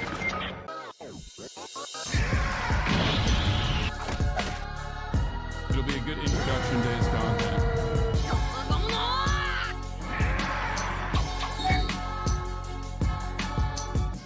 Alright, y'all, so I watched Invincible. And after finishing this show, I only got one thing to say, bruh. This man, Omni-Man, has pure Black Air Force activity. Yes, damn it, I said it. J. Jonah Jameson has finally showed us his true power. My God almighty, Peter Parker, your ass best get to stepping. Cause J. Jonah Jameson is not playing any more games, bruh. But anyways, yo, this man, Omni-Man, is a pure savage. Like, I have never seen something like this before. And after watching this, I might have to do something, bruh. I just might have to put this man in the round table of Black Air Force activity. Now, I know Invincible's not an anime, but shit, we might have to make an exception. So y'all already know I got the evidence on deck, and we will see if this man is worthy to be sat at the round table of Black Air Force activity. But before we start our investigation, let me go ahead and give out that spoiler warning real quick. If you have not seen Invincible, do not watch this video because you will be spoiled. But like for real though, if you have not seen this show, I highly recommend watching it. In all honesty, it's one of the best shows I've seen in a minute. But anyways, Exhibit A. This man murked the entire bootleg Justice League, or the Guardians of the Globe, whatever the fuck you want. My nigga, they the bootleg Justice League. I mean, look at some of these niggas, bro. We got bootleg Flash, bootleg Wonder Woman, bootleg Batman, bootleg Aquaman, but he's a whole ass, musty ass, stank ass fish. Then we got bootleg Martian Manhunter. And then I don't know who the fuck this supposed to be. I'm just calling Green Bitch. Then we got this nigga. I don't know who the fuck this supposed to be either. But yo, this man Omni-Man hold every single last one of they asses, dog. Like, look what he did to bootleg Flash, bro. He crushed his head slowly. And while he was doing that, he was trying to punch him, but he was breaking his hands while doing it. And what makes this worse, this shit probably felt like an eternity for him. So he just face plants Walmart woman, and he grabs bootleg Batman out of the fucking air and slams his ass on the canvas. And then Green Bitch just got annihilated. Like, he put his whole hand through her face, then used her as a body shield. Then he just clobbers Aqua nigga and got his ass ready to be stuffed in a fresh can of tuna. Hey, but Loki though, they did start jumping him though. Fight back, nigga! Fight back, nigga! Fight back! Fight back! But then he rips off Martian Manhunter. Gut checks this nigga so hard he blew his back out. Sent Walmart woman back to the great value aisle. And sent this nigga packing back to Valhalla. So yeah, that's Exhibit A. On to Exhibit B. This man destroyed an entire alien civilization. So these aliens are attacking Earth and shit, right? So this man, Omni-Man, comes in, right? Makes them go back to their portal and retreat. But Omni-Man said, fuck that, nigga, y'all ain't going nowhere. So he flew through their portal to their planet and murked the entire civilization. And he did this shit in like the matter of seconds. And to top it off, bruh, they literally made him a portal so he could leave and go back to Earth. But to thank him for that, he decided to drop a big ass rock on their asses, then just leave. Bro. And the thing is, bro, in this episode, he said something that should have sent off red flags for like everybody. You don't seem to understand. Earth isn't yours to conquer. This man said Earth isn't yours to conquer. So in my head, I was like, wait a damn minute. Something ain't right here. But Lord have mercy, bro. This shit was just getting started. But before we go into Exhibit C, our final exhibit, we're gonna take a little detour real quick because we got a little special exhibit. So without further ado, let's run Exhibit S. We gotta talk about Battle Beast. Alright, I know this is a Omni-Man video, but y'all know damn well I was gonna talk about this nigga. This man is a absolute savage. This dude literally bodied everybody's shit. This dude literally came to Earth only because he thought they had worthy opponents, bruh. Damn, this guy's good.